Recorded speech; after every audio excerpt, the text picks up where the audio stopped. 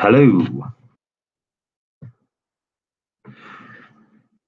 So I just got a message from Woody. Woody said, "Tell everyone he'll try to jump on in a bit." So Woody will be on in a bit. And let me shut YouTube down. That'd help.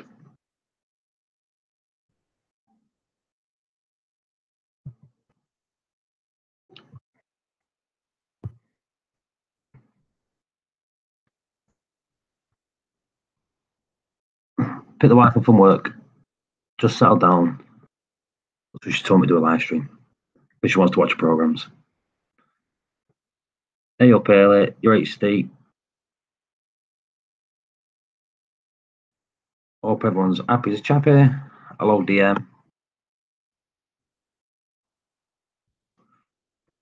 So let's just wait a sec. Let's get a few people in. Some people are not getting the notifications for about 8 minutes. We worked it out. It's 8 minutes they're getting the ping, some of them.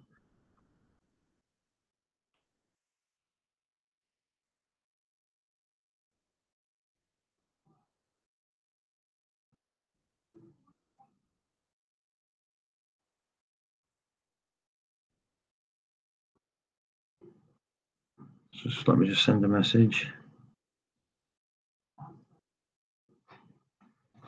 Right, we're done. So, who's jumping in? Let's do this.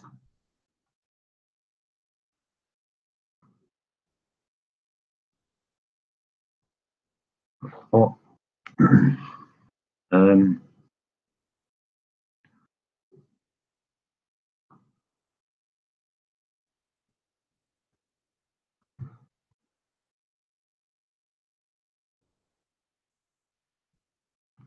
I want to send this to.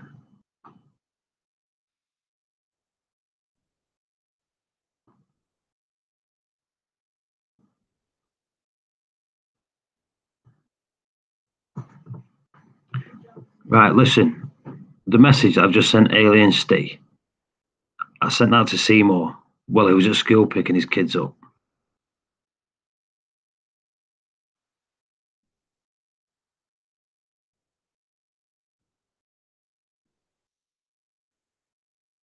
So have a listen to that.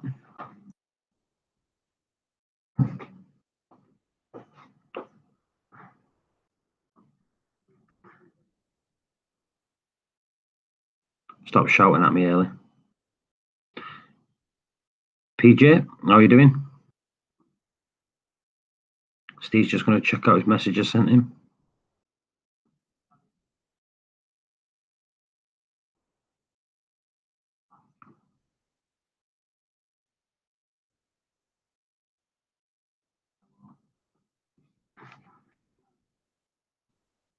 Yeah, I have Alien. There's a link if you want to jump in.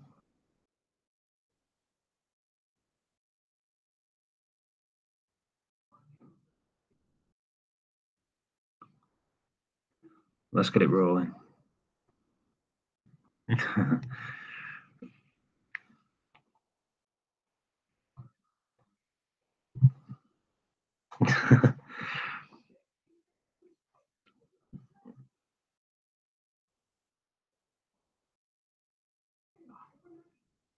You didn't get a message early. Try again.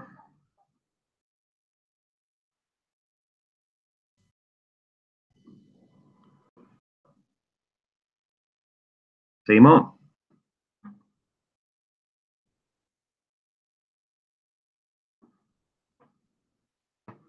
Right, check now early.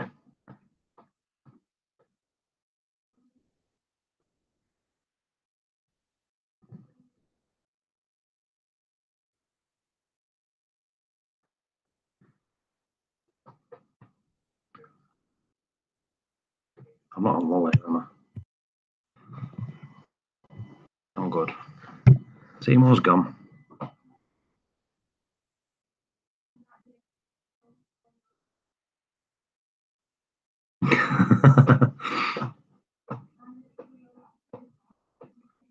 Seymour, jump back in. I'm having the volume down. You know what I'm like for volume. Is he not hearing me?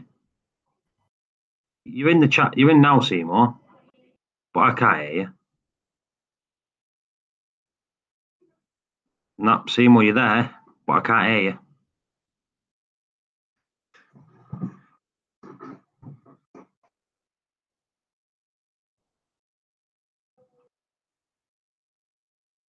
Let's see if I.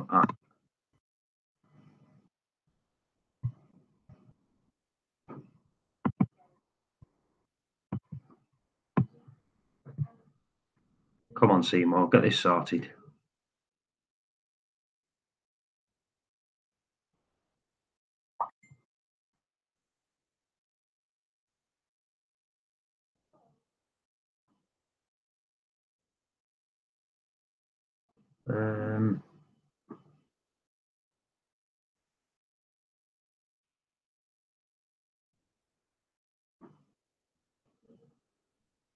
Hello.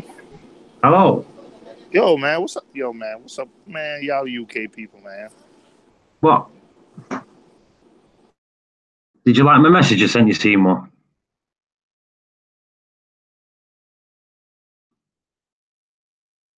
Oh, and again, he's dropped out again. Hello. Hello. Oh, I forgot, man. When you have YouTube running in the background, um, you can't use Hangouts on iPhone. Ah, right. Bell end. Yeah, Bell end program. did you like the message I sent you? I think so. Yeah. When you was at the school? Yeah, man. I kind of figured, so I put in my headphone, and it started as a music, and then I heard it come through. So, yeah, you didn't catch me. I'm on to you. I'm on to you, man. You're not gonna get me with that crap. Oh, well. So what's going on, man? Nothing. I thought I'd do a stream. Yeah, Why man. not? Yeah. Oh man, they had fun on day stream last night. Why was it going all night? I mean, I fell asleep about 12 o'clock, but they probably went on for the full 8. Well, if you think about it, last night we had a CJ do one, and then Reef Dudes did one, and then Dave must have done it after Reef Dudes, but that's really late here. Yeah. No, I know it was late for you, but it was just those, and then a lot of people were on Dave's. Like Kevin came on. It was fun, man. I just fell asleep. I was tired. The last 2 nights I've been up messing with this damn sum. I was tired. You got it going though. Oh hell yeah, working fine, beautiful. I'm not home now. I went out to pick up some takeout, but when I get back, yeah, I think I'm 99% done. I just have to, you know, do some wires and make it neater. But yeah, everything's working fine. I love it, man. A lot neater than see it. This sump holds 23. It's actually the Red Sea sump is lower to the ground. Is not as high, but takes up the entire cabinet. This sump doesn't. There's a few inches on each side, but because it's a little bit taller, it actually holds more water. But it's Yeah. just yeah, it's just better designed. Like it's easy to adjust the water level for the skimmer. Yeah, so it's I really like it. Yeah, I like this new skimmer. I don't think um, I don't think it pulls in as much air as the Vertex did, but it skims. It's skimming well already. Dark Yeah. skim mate, and because it's the way Tunzi skimmer is, you just use a button to adjust like the foam level. Oh, so it's easy to adjust. Yeah. So yeah, it's I like it so far, man. Return pump, everything's working. I'm not gonna mess with it. Um, all I'm the type of person that keeps a lot of supplies around, plumbing supplies. I gave Dave all my plumbing supplies, so even if I wanted to change something now, I don't have anything, so I'm gonna stick to it. I promise. We'll see. I like it. Yeah, we'll see. That's what my wife said. We'll see. I thought I heard you, say something like possible new tank for you too. For you? Possibly. Oh, Purple Pond again? Nope. Never be Purple Pond again. Really? Oh man, are you going with a custom from Aquarium Cabinet Solution? You online here? I'm a what? Um, you going with custom from Aquarium Cabinet Solutions? Ish, something like that. I think it's like one of someone like Nick's in partnership with in a way. Ah, it's gonna be what size? It's got to be the same size. I've got no room for anything different. Yeah, but you can get a 120, just a few inches either way. And you could absolutely get like a 120. I can't do either way. The space I've got is, if anything, I could go higher glass, but I can't go wider. Wider or deeper? No, not really. Okay, because deeper, like 120 is the same 4 foot, but you can go. It's just a little bit deeper and would be a few inches higher. Yeah, the higher I could go. So just say if it was a couple of inches higher, that'd be fine. Okay, yeah. But I like the 2 foot deep tanks because of the aquascape. Yeah. I kind of wish I had gone with the 425 XXL. You see, when it comes to see the 425 looks good. Do you know what I mean? It just looks big, with the depth of it. All right, yeah, okay. Yeah, I'm gonna stick with my tank, to be honest. Yeah.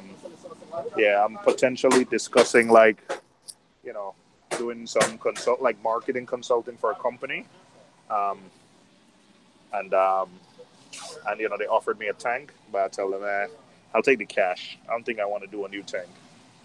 Yeah. I don't think I want to go through the trouble. I mean, for you, it might. Yeah, I don't want to do it. Well, when I get a tank, I want to get like a 180 or something way bigger. I don't want to go through the trouble of moving this again for only like something that's slightly bigger. Yeah. Whoa, have you seen this? PB, she got coral shipped to her on Monday, next day delivery before 1 o'clock, and they've not turned up still. What? What does it say?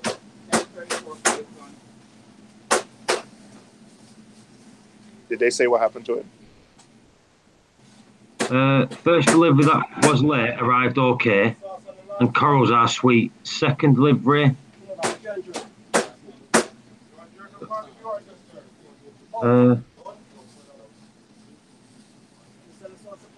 yeah, they still haven't come. You see, the thing is, PB, right? If the box is damaged, you're insured for that. If they haven't turned up, you're guaranteed. It's guaranteed, and I think you can claim up to £1,000 on the parcel. So that'll be a claim. Oh, I know. listen, I know a reefer. Go on. I was a merchant for years, and with our post office here, or with FedEx or anybody, I've never won a claim. Never. Over is different. They've lost packages for me and never paid my claim. Yeah. Over will pay out for it. Will pay out.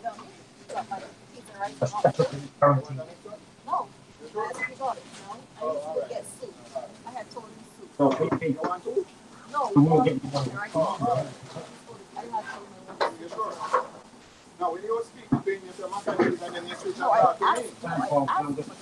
You talk to me, and I'm finished with you. Yeah. So I said, no. Yeah.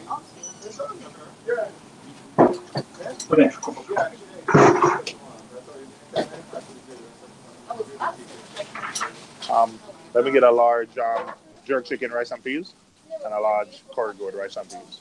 You want 2 large jerk chicken and 2 large? 1 large jerk chicken rice and peas, 1 large curry goat rice and peas.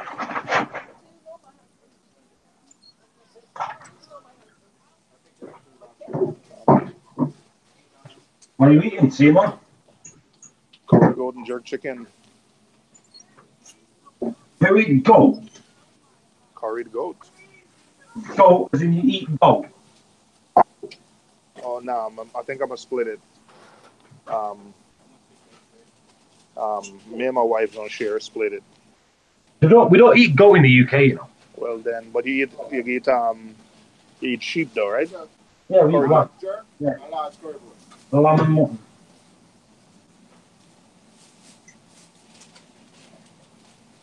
Don't worry, Paul. It's a Caribbean thing, man. Good. Goat meat, good, man. Yeah, man.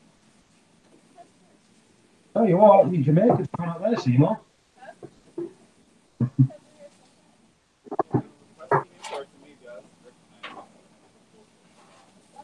Yeah, man. That's good. Aussie down. Yeah, man.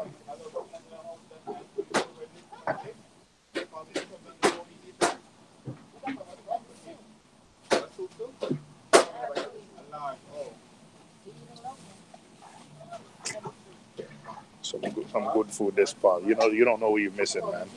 When you come over here, oh yeah, man, good. Yeah, but I'm going to Dubai. I'm going in the desert. We've just booked, Put we've just booked a jerk sauce and safari. barbecue sauce in it, please. Yeah, we've just booked a desert safari. We're going to go in the desert. All right, that's good. Go eat some camel meat. Yeah, well, we're riding the camels, but there's a barbecue there, so I guess there'll be goat and all that there.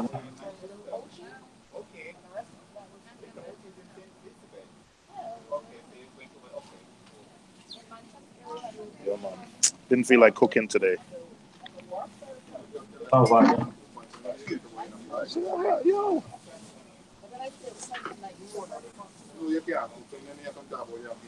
All right. So you say? I've got an auction coming tomorrow by a different company.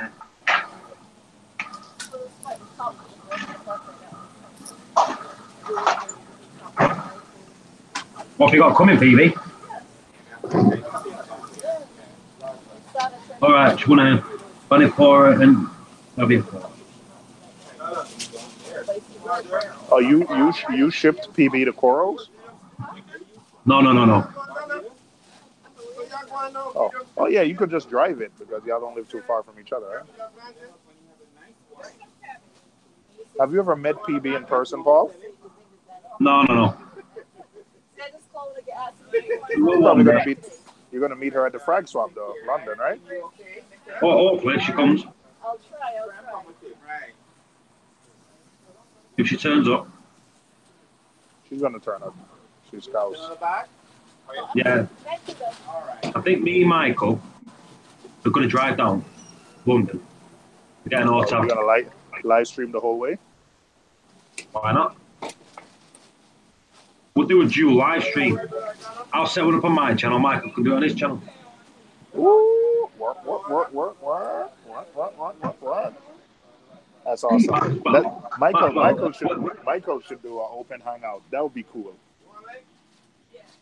Just set it up and leave, and let us moderate it. You know, that would be fun. Just make sure Steve and Bubba and everybody is there to moderate it because, you know, Michael has a lot of subscribers. So you know. Yeah. Also got a lot of haters. That's the thing. Yeah, oh man, listen. The more subscribers you have, the more hate you get. Exactly.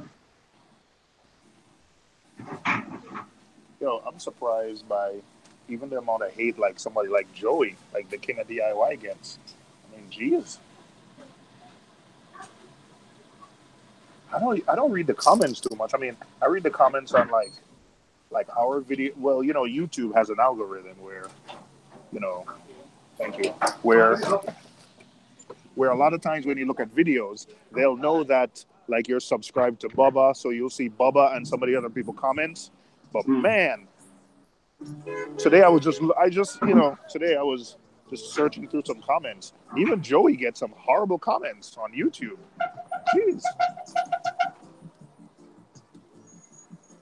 People are freaking cruel.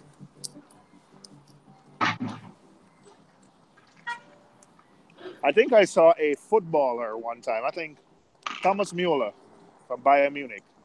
He said, he said the same people who ask you for selfies are the same people who like curse you out and whatever. He said sometimes when he takes pictures with people and then they tag him in it. When he goes on Instagram and starts looking through the people's photos, he said last week this guy was like, he's terrible, he's horrible, sell him, F him. And then he sees him, the guy gets all giddy and is asking for a selfie and everything, Yeah.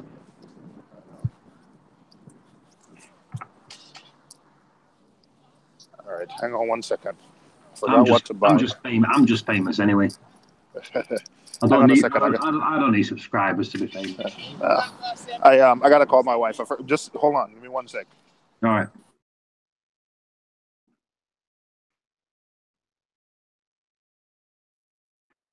Let's have a look at this chat. Yeah, he doesn't have any mods either. Yeah, I think Steve's a cracking mod. The thing is, how would I have the link to let people in the Hangouts if Steve went there? Because I always lose the link and I've got to get out of Steve.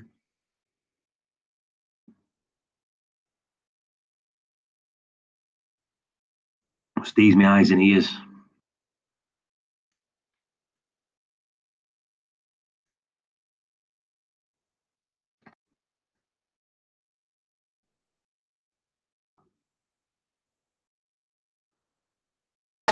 You online? Yeah.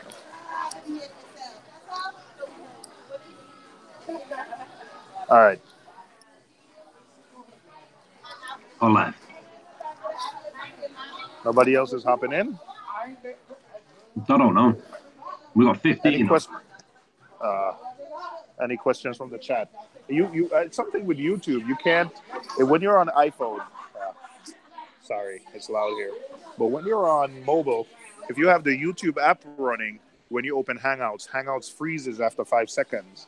So you literally have to click the link. When it asks you, hey, are you sure you want to join this call? Then you go back, quit YouTube, and then join the call. Right.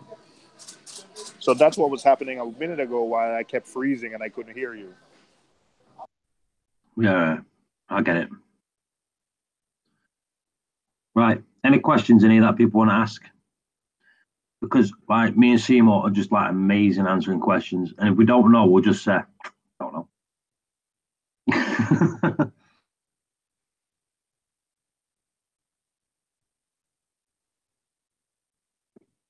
We don't know, but we know a man who can.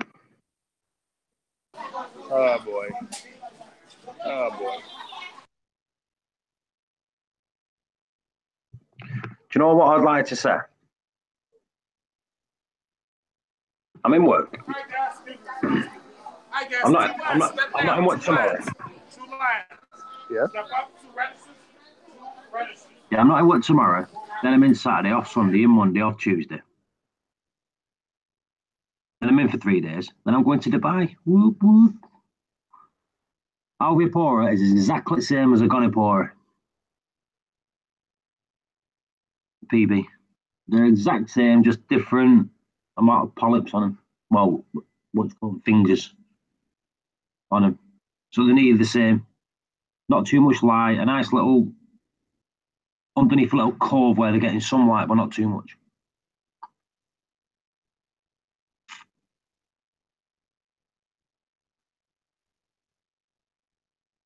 For what par should millies be kept at? There's no set par for a coral. A coral might like an II par, or it might like a medium par.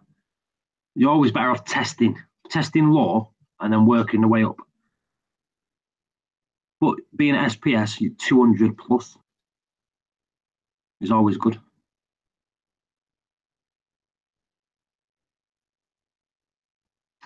Right. Is it a bad idea to dose alk in the return pump section of my sump? I dose mine in the return section. Yeah. I think that's the one thing about this Triton sump that I didn't quite agree with is the fact that you dose in the algae in the refugium section. Not that there's anything wrong, but I wish it dosed in the return section. But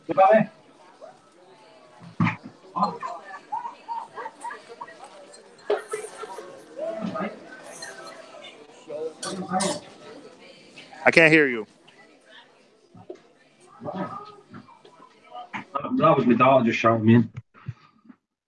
Right, yeah. About the return section. No, like I say, I dose mine into the return section. The reason I like dosing into the return section because that's where you've got a lot more flow in the water. In the other places, like in the refugium, it's very steady, so the water it can actually drop to the bottom, and that's where you get build up, Seymour. Yeah, I know. Listen, I know, but I've tested, and the thing is that when the refugium section where it doses, it actually just because the refugium section is an over baffle. So you're getting the flow. Yes, it goes right over the over baffle. Yeah. I get it. Yeah. I also realized that, when you in your refugium section, your Chaeto grows faster if you have when you have like a little bit of air or CO2 or something going in. So I'm gonna try to tune my line so it sucks a little bit of air. Right. So, was that Sandy that asked the question, wasn't it? Yeah, what I'd also do, Sandy, which I usually you can buy these little, them return pumps, Seymour, you were showing me, the ones that are about $10, them tiny ones. Yes. Put in one of them in your return section, so you've got it flows, so you don't get the sediment at the bottom of the water. So you've got a constant flow in there. So as soon as it hits, it's the water, it's getting dispersed into the water straight away. Yeah. I also just think it's a good idea. I've also seen where people put power heads at the bottom of their Chaeto that just keeps it tumbling. Yeah. But I think sometimes people spend too much effort on getting the Chaeto to tumble. I mean, I've always grown Chaeto fine by just the top getting lit and no tumble. You get a little bit of die off at the bottom, but according to Triton, that's like a good thing. Because that's supposed to release sugars and stuff in the water. So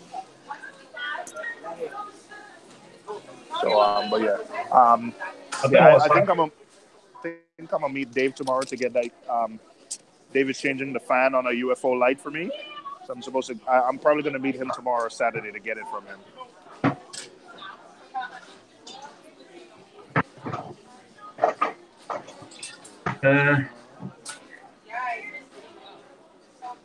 Continental water change this weekend, first one since June. Still not got it done. Well, I did. I think it was a couple of weeks ago, a week and a bit ago. I just changed 25 litres, not because I wanted to, because I put the water in the wrong bucket. I put the water in the salt bucket, and I don't like using salt water as that. Well, the bucket for salt water for my RO. I just put salt in it and put it in my tank. How do you export nutrients? Do you have a refugium? No. Huh? No. So how do you maintain low nutrients? You carbon those? No. Your corals are growing, so they probably absorb most of what you feed. Now you're a careful feeder, right? What? Yeah. Do you know what? It's on the end there. I wanted just to go through the motions so people understand that I do. Do you know what I don't do? Yeah. I feed enough. I've not fed my fish today. People might go, "Oh, that's not fair."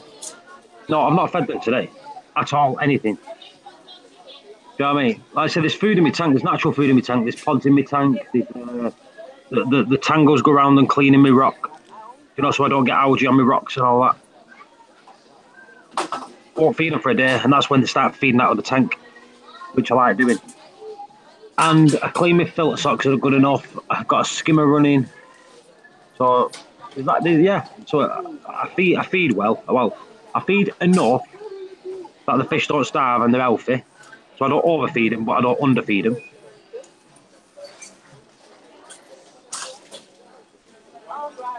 You've got Ailey. She's not fed hers for 2 days. You've got to remember the fish that are in your tank are lucky to be fed that much. Because in the wild, they won't not get that much food. Yeah, I feed my nano every 2 days or so. I used to feed every day. Yeah. Yeah, I forget to feed mine sometimes. See, so like today, I had all intention of feeding them today. It's just that I forgot. And then I remembered and I thought, yeah, I'm not getting up and doing that. So I do some meals once a week.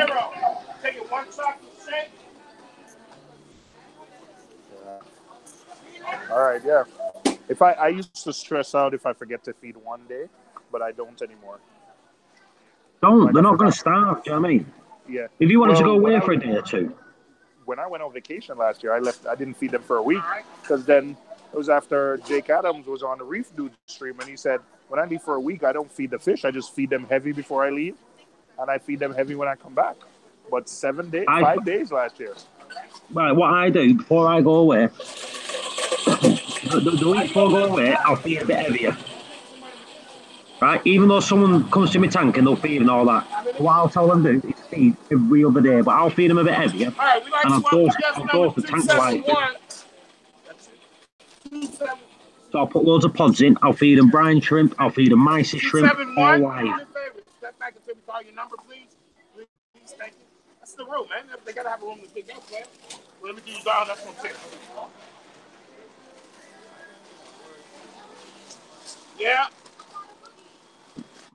You got But it. yeah, We got all these clips right here. Haley's one-eyed tang, or gobbly-eyed tang as we call it, or she calls it Dave. Last 268. Now serving just 268. So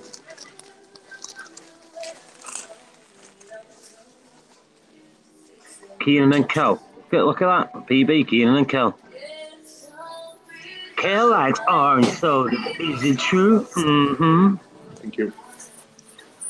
That place was killing me. Oy. Bellens. Total.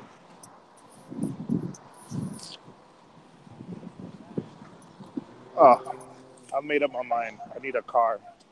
Time for me to drive now.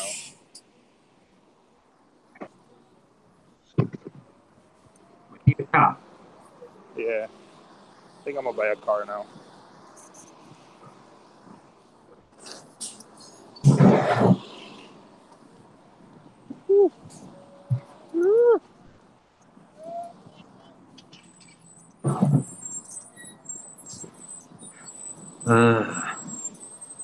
Phil's here. You right, Phil? Reef keeper. Oh, got some jerk chicken from a jerk. Yeah, man. And some jerk chicken and some curry goat. Phil is in California. He probably know about that, man. In Jamaica, that's what you call mutton. That's sheep, right? Yeah, mutton's Sheep. yeah, that's 2 year old. Anything from Yeah, 2 year olds, anything from 2 year olds mutton. yeah, we call what do you call it? 2 years old. When it's over two? What do you call it? Yeah, mutton from 2 years old. Oh, Up to we 2 years old, up to 2 years old's lamb. I think it's mutton we from 2 years old. in Jamaica, our mutton is goat. Right. Thanks for doing the stream. I'll listen to them while I'm working. Thanks so much. Cheers, Ozzy Dan.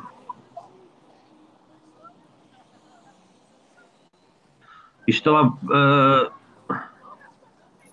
bubble PB. But I said in my tank, every now and then I always catch a little bit of bubble algae, and it's usually on the power heads.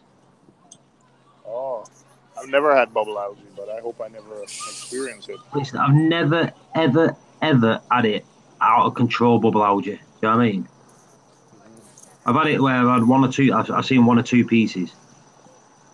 But did you know bubble algae is the biggest single cell organism on the planet? Really? The single, yeah. Because when you see a bubble algae, that's a single cell. That's one cell. That's all it is.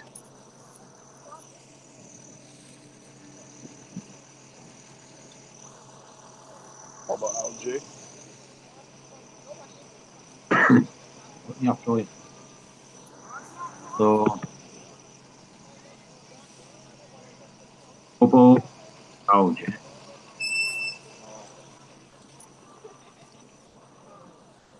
spell it right. Algae.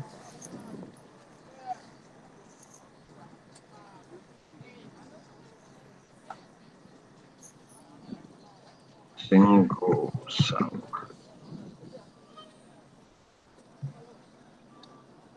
Do you have emerald crabs that eat it? No. But Oh, I well, you see. said Yeah, when I've had them, like I say, most of the time it's been on a power head. So I've just took the power head out and cleaned the power head and put it back. I think some I've had other them people said recently. it. They usually see it in the overflow and stuff like that. That's where it usually goes. Like, but yeah, I've got enough little critters and that like eating algae in general, so that's why I never have any. I've got like turbo snails. I've got 3, 4 different types of snails that eat algae. I've got a coal tank that eats algae.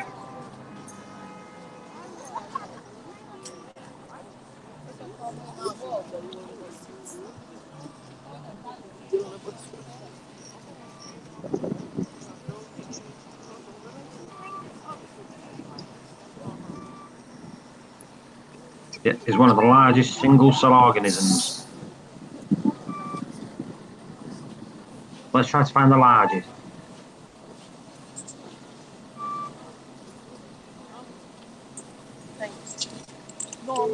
There we go. Watch this. Look at the size of this bubble algae here. Let me share my screen here.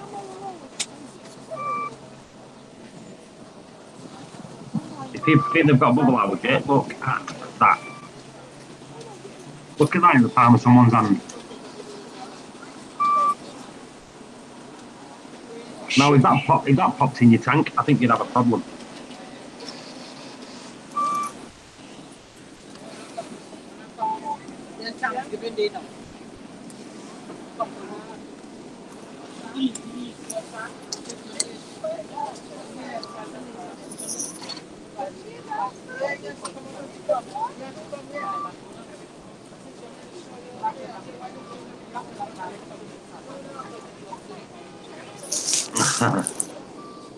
That's some huge balls, exactly. Imagine having that size bubble algae in your system. That's just mental. Big, big.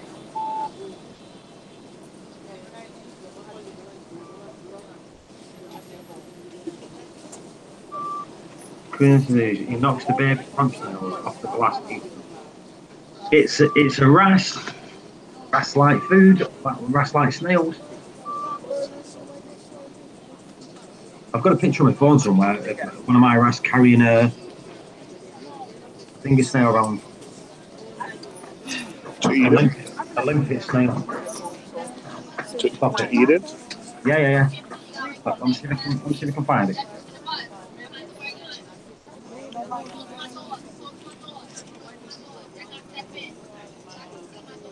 Let me see if I can find it, please.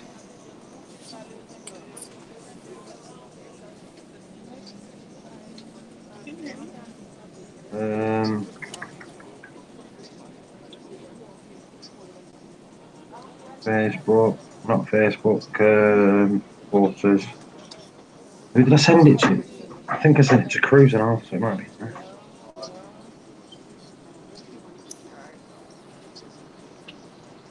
Right, I'm here, people. Don't think I'm disappearing. I'm just finding this picture.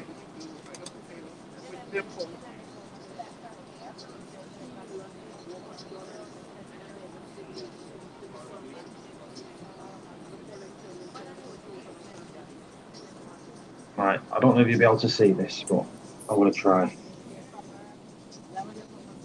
So, you see my wrasse there? The snail in its mouth. No. Swims round the snail in its mouth. Okay, yeah, I see it. That's my little limpet snails, you see. Oh. But I've got hundreds of limpet snails in my sump. So Limpet snails are what look like. They look like almost like kelps. little snails with little dots in the top of the shell. But they've got the sharpest teeth on the planet, sharper than Okay. diamond. Different than stomatella. Yeah. Sometime in my sump, even with the Red Sea sump, and I always develop these little. It looks like calcium carbonate deposits. These little white specks. Yeah. What are those? That's it's usually that's fan worms. And they're little like spots, but there are so many Little, of them. yeah, little spots. Yeah, I get them in my sump. Yeah, they're hard to get rid of. They're hard And to I've got scrape. You just some. take. I've got some that have grown to like an inch, and they are little fan worms. Really? Yeah. Oh. Should I leave them or scrape them off or what? PB, I've spent over £150 on auctions. Jesus. PB, the thing is with auctions, you overpay for stuff, so you've got to be very, very careful when you're buying stuff off the auctions. You think you're getting a deal, and you never get a deal off an auction. Because it might be that one person that wants it that just, Yeah, that's the problem. I can put a frag on an auction that only cost me a tenner. I could go to the LFS, buy £10 frag. I'll put it on an auction and I'll get 30 quid for it. Yeah, but you won't get it every time. Yeah, don't do it. Well, if she knows what she's doing, you won't get 30 quid every time. You'll get it sometimes. You always get more. On them auctions, you always get more, but you're paying £10 for the postage,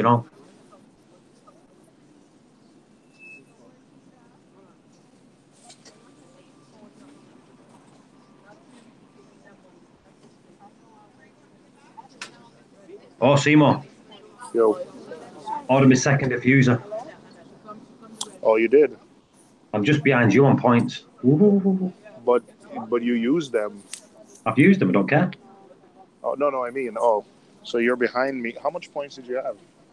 3,000. Let me just get my little app up. Did you download the app? Yeah. Yeah. The processed on Fridays, the rewards, aren't they? Yeah. I am at 500 points on my wife. Leaderboard. Let's go on the leaderboard. So you have 3535, and I have 3015.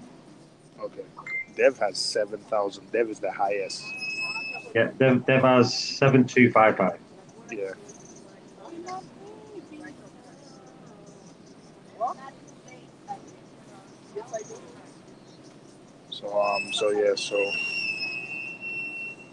Yeah, I want to get a diffuser. I want to get an MP10 actually. It's on my main account, but I'm going to use my wife's account and get a diffuser. Right. There's no. Have you got any challenges left to do? No. Like 2. I've got none. So how come I've only? Did you get more? Did you get referral points? Just 1 referred my wife. How much? How many points did you get?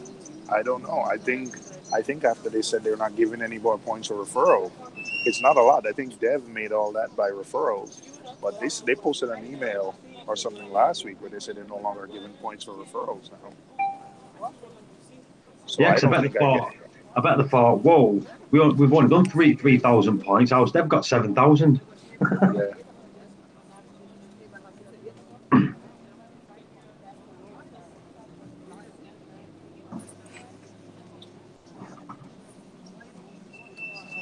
It's like a freaking oven.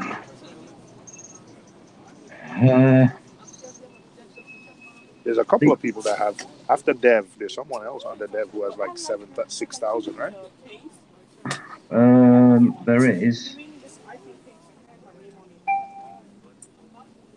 But if I go on there, it's like, how often do the challenges come out? I don't know. I think every Friday, something. I have 2. Did you answer any questions? Because I could have had more, but I didn't answer. What I used to do is I never used to watch.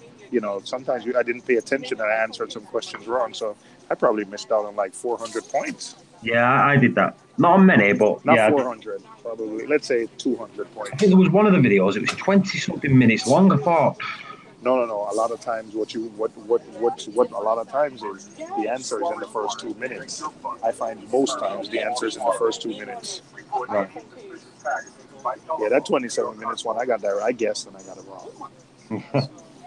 A couple of them I guessed I got right. I just assumed. They are talking about yeah, we are talking about the Ecotech. Sorry. DJ's got 2 videos, so that'll be me later watching them. Yeah. Yeah. Are you on that Ecotech thing, CJ?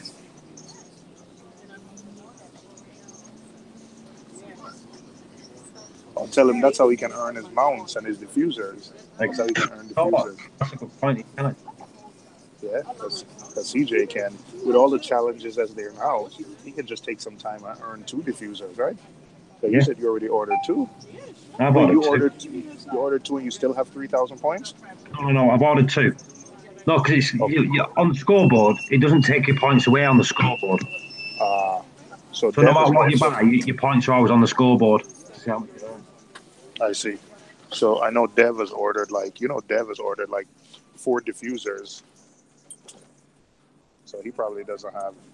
He said, up yours, Ecotech, revive till I die. I thought he's ordered Ecotech.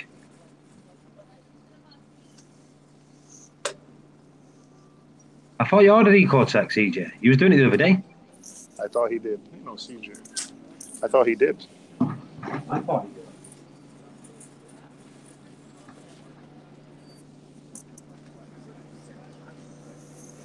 So I wonder why he didn't. See, CJ, everyone thought you've ordered this. You lied. Or maybe he doesn't. Maybe he doesn't. Maybe he doesn't. Maybe he wants to do a big reveal. Yeah, he lied. Or maybe he wants to do a big reveal. Crafty. He wanted to be cool. So he lied to me. Right, liar, pants on fire. He's lying. I reckon he's ordered them. He's doing a big reveal, isn't he?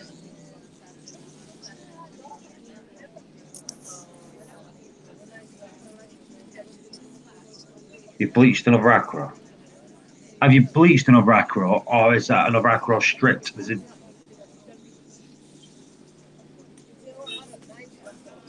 Yeah, CJ, is it stripped or is it bleached? Has it still got polyps in it?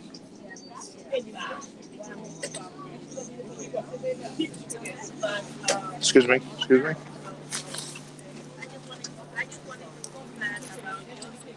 Stripped from the bottom. That's not bleached. Thank you. Oh. You see, I personally think you need a little bit of nitrates to keep corals from stripping and phosphates. I've never, ever had corals stripping my tank, except when that Peter blew, where it was like literally, that was like an instant thing. But I've always had nitrates and phosphates.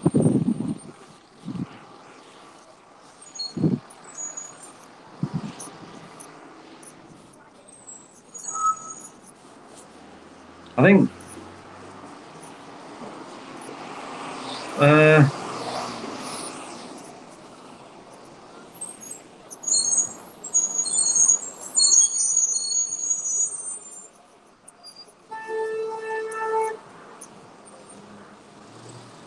I did a big water change. Starting movie night if you want to come and join. That's it. Just did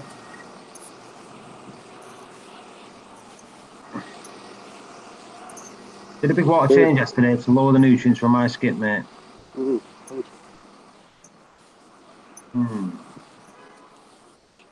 How much is a big water change percentage wise? What's that? Just by kind. Yeah, ask. As what I find is, if you have high nitrates and you only do like 20% water change, and 80% of that high nutrients is still there. So, you know. I know. Gotta remember now when you do. Oh, go on. Go ahead. If you did when you do a water change and all, if you're disturbing the your gravel and your rock and all that, you're pumping stuff back out. So you might not even dent the nitrates in it at all. Yep. I know some people don't have the capacity or the equipment, but if the nitrates are high, then you need to do, Big, you know, yeah. big. I've spoken. I think I don't know on which stream, but I've had people say, "Oh yeah, I do a water change every week, but 100-gallon tank doing a bucket every week, that's nothing when you have high nitrates. You're not even making a dent."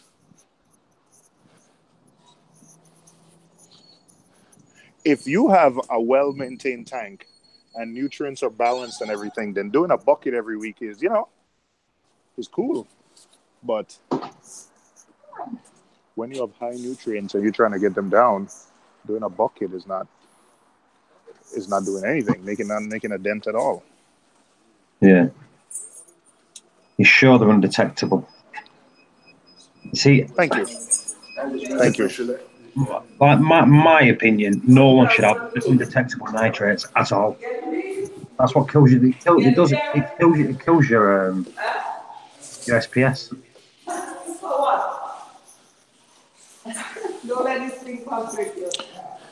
By the way, I know sometimes we talk about ultra low nutrient system, but I think there's a different, some people, like, I'm going to give the example of the BRS tank, like, they have no nitrates, no phosphates, but,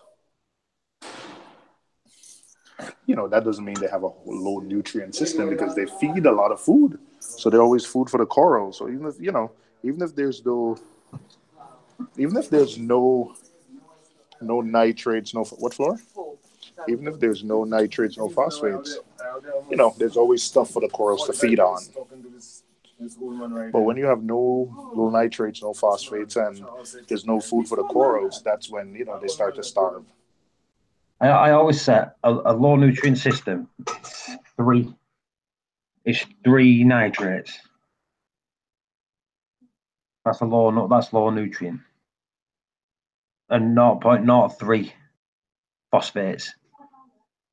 Because that's where that's where you got your leeway. Yeah. One sec.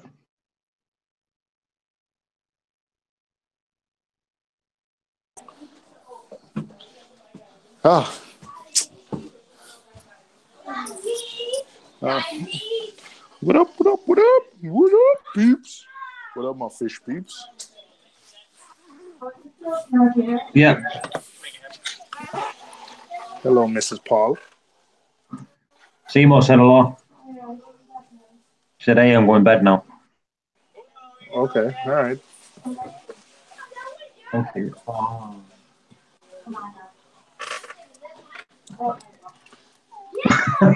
You won't let your mummy eat? Huh? Like my daughter just give me some chocolate and said she can have them, but she won't let her mum eat them. That's messed up.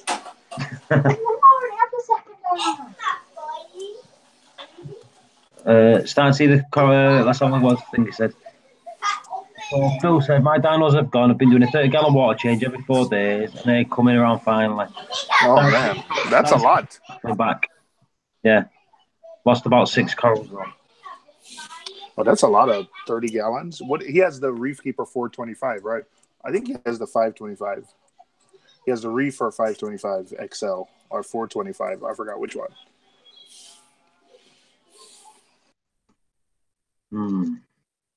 Oh, I'm so hungry.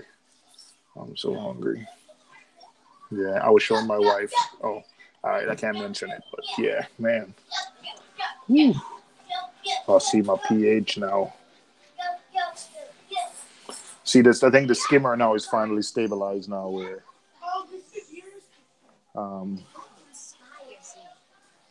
it's good. Good. You right, Jeeves? Ayla's got no chocolate. Reef Jeeves. Thanks, Jeeves. Where's Rip? What time is it in Philippines now? 7 a.m. Jeez. Morning. I don't even think Rip is up yet. Where's chickens? Can I get some jerk chicken? Huh? Can I get some jerk chicken? What?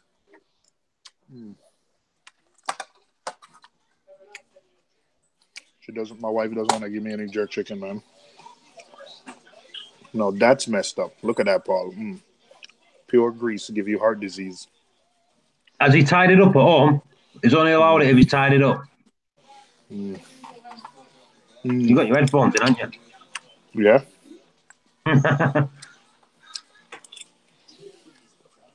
Oh, I'm not finished tying up yet. There's a few cables left, but I'm good. Let me just pin your tank, CJ. What's going on? Can I get some jerk chicken, babe? Can I get some jerk chicken? Yeah, man, that water change has completely refreshed my tank. Everything looks happy. What are you eating over, O? Got some curried goat. Got some jerk chicken. Got some rice and peas. Got some steamed cabbage. Got some fried plantains. Go ahead and take care of that mute button, man, because you about to do some X-rated stuff to it. I can hear it. I can hear it in your mouth. This is for me and my wife. But if she don't come, it's gonna be finished. It's pretty soon.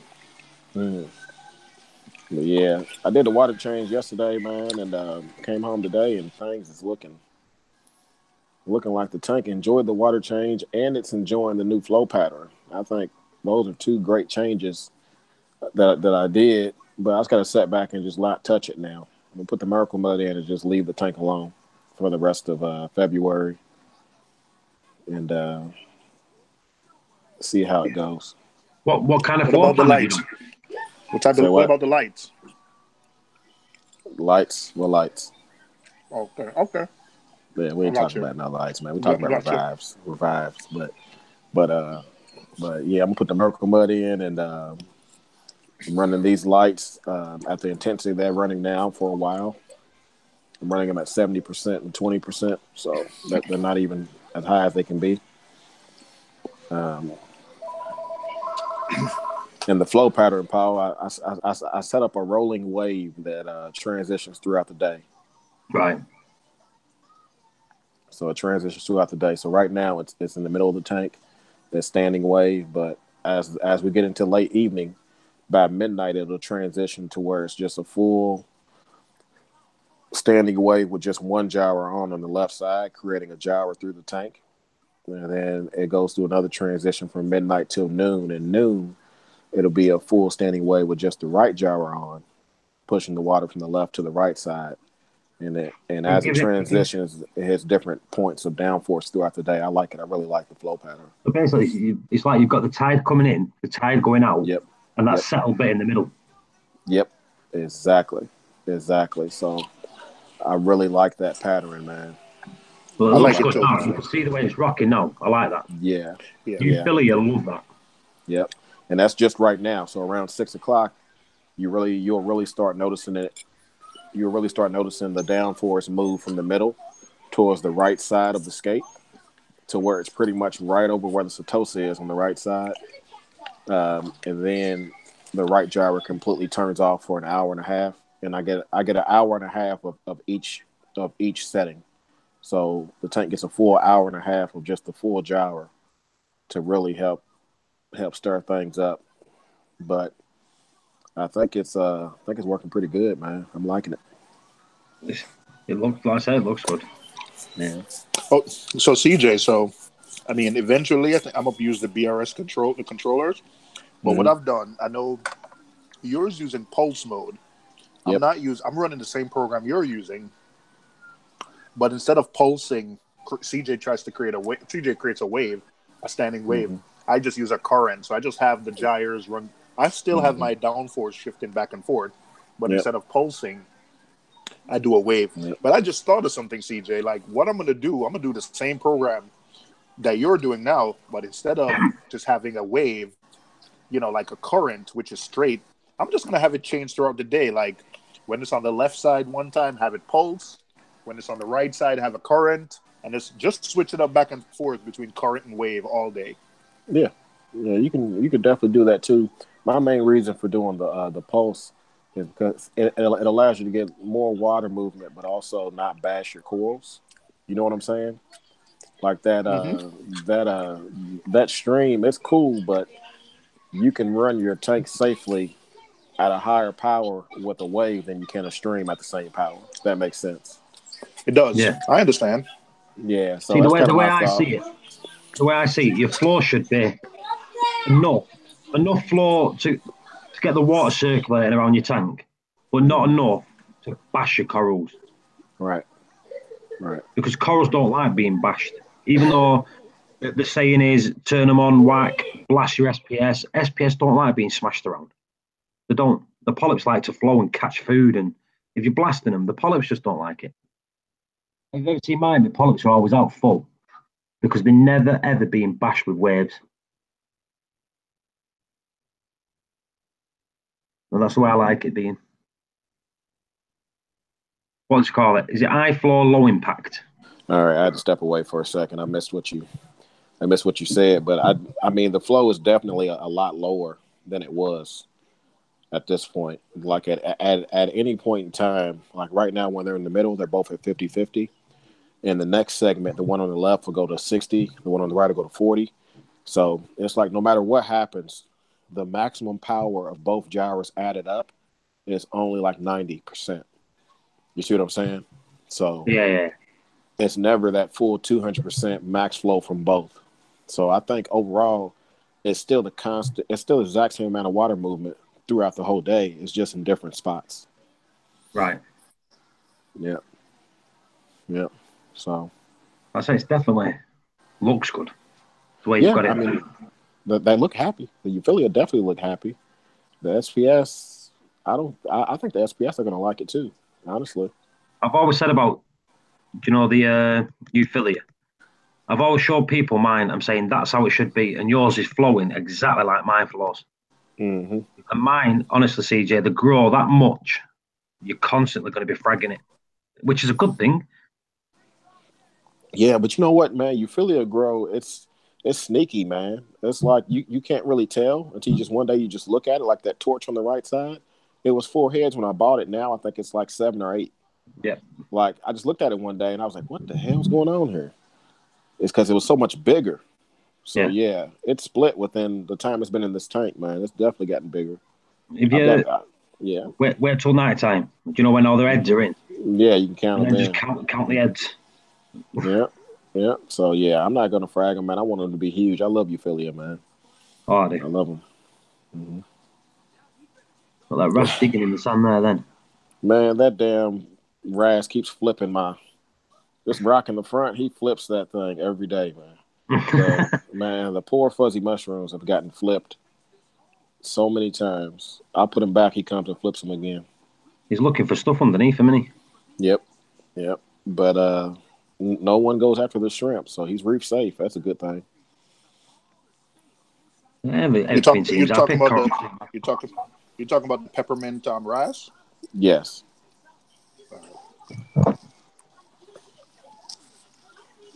All right. Hang on a second. I'm looking for one. I'm gonna mute the mic. I'll be right back. I got to thaw this chicken real quick. I'll put it in some water. No worries.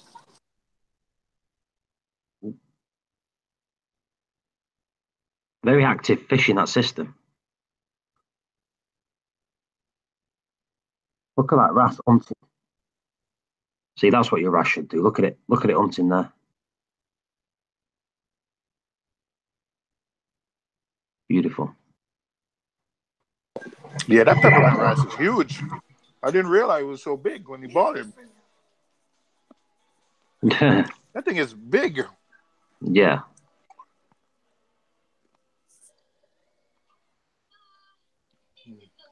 Look, Ailey, that's what tang's supposed to do. Nice and flowing. Ailey calls her tang a bellend. Steve, I love the Tropic Marin 2.0 flakes CJ uses. Oh. I got some mastic. I got my hands on a sample. I'm going to try it. In fact, I'm going to feed it tonight. I sent Narcosis some of that.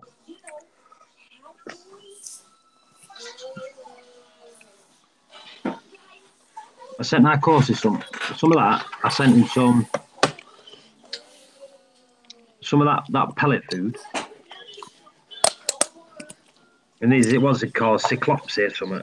Oh. Cyclops, yeah. Cyclops, yeah. I call it Cyclops, but some people call it Cyclopsy and all that. Yeah. In the UK, maybe, but here. Oh, no. I call it Cyclops. That's what I call it. Yeah, you English people speaking your English. It's the Queen's English. Hey, y'all, can I ask for y'all's opinion on this? Absolutely. So I'm posting my February update for my nano tank for the challenge, and I want to do a list at the bottom with all the equipment and the links to where the livestock are. As far as websites, like if I want to link it, is there anything special I have to do since I'm linking to a website, or does that not matter since it's just a link? Doesn't matter. And then just should post I use the URL. The same website for all of it. It doesn't matter. Do whatever you want to do. Just post a link and it'll go. Just post the link in the description and it'll work. And you could link wherever you want to link. It doesn't matter. Okay. If you're going to put a link of some things that you like, products that you're using, and you can get them from Amazon, open an Amazon affiliate account. Because if people click on it and buy that product, you'll get a percentage of the thing. So you might get 10% back every time someone buys it.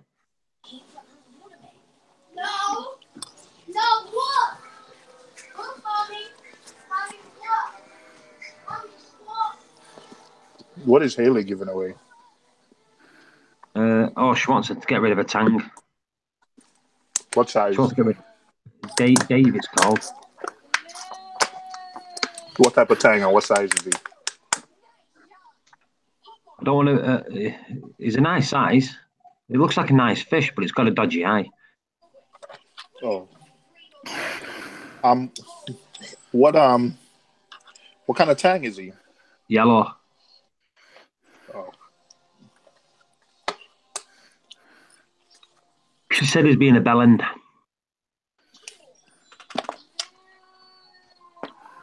Maybe somebody should put him in a 14-gallon. Just mellow him out.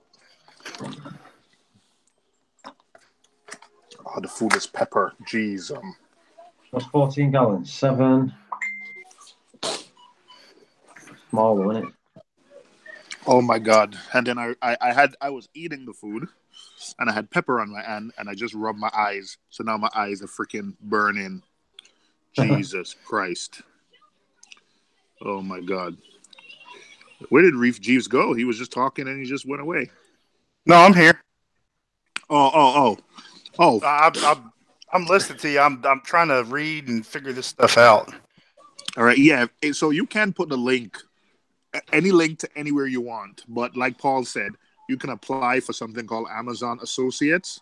And if the product That's what I'm trying to figure out, because I don't have a YouTube URL because I don't have enough followers. I can't get a custom URL from YouTube, so it wants me to enter my websites. Yeah, just no, they changed it up. Now, in order to get a custom URL, you have to have 1,000 subs. 100 subs, be at least 30 days, uploaded a photo as a channel icon, have uploaded channel art. Yes, but you don't. But you could give them a link. Like you could always give Amazon a link. Just a YouTube channel. It's not going to be a custom URL, but it'll still be, it'll still be a link to your channel. Okay. That'll take people to your channel. And I see what you're saying. No matter if you get a custom, even if you get a custom URL later, the link that you give people now will still work. Okay.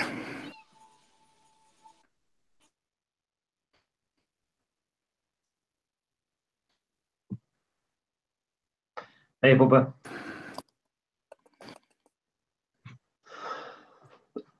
Excuse me.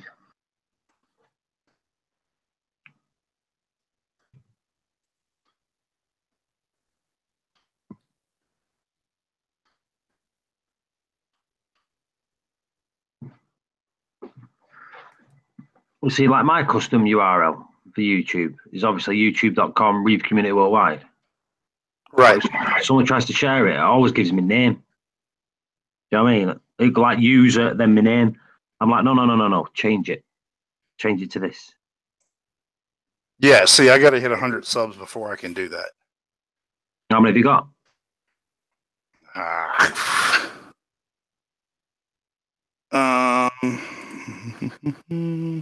So I'm still learning how to use all this stuff. All right, I'm back. What I miss? We're just talking about. I've only got 19. Right. I think it's Reef time for Jeeves. some. Yeah, Reef Jeeves. He wants to. Reef Jeeves, is that formerly known as Nate? No, Bryce. Bryce. Oh, okay. You kind of sound like that one guy from here that wore the leather jock straps on the live stream. No, negative. No. That's a big no. All right, I must have been hearing stuff. It's all good. I've done some crazy stuff. I've never worn leather jock.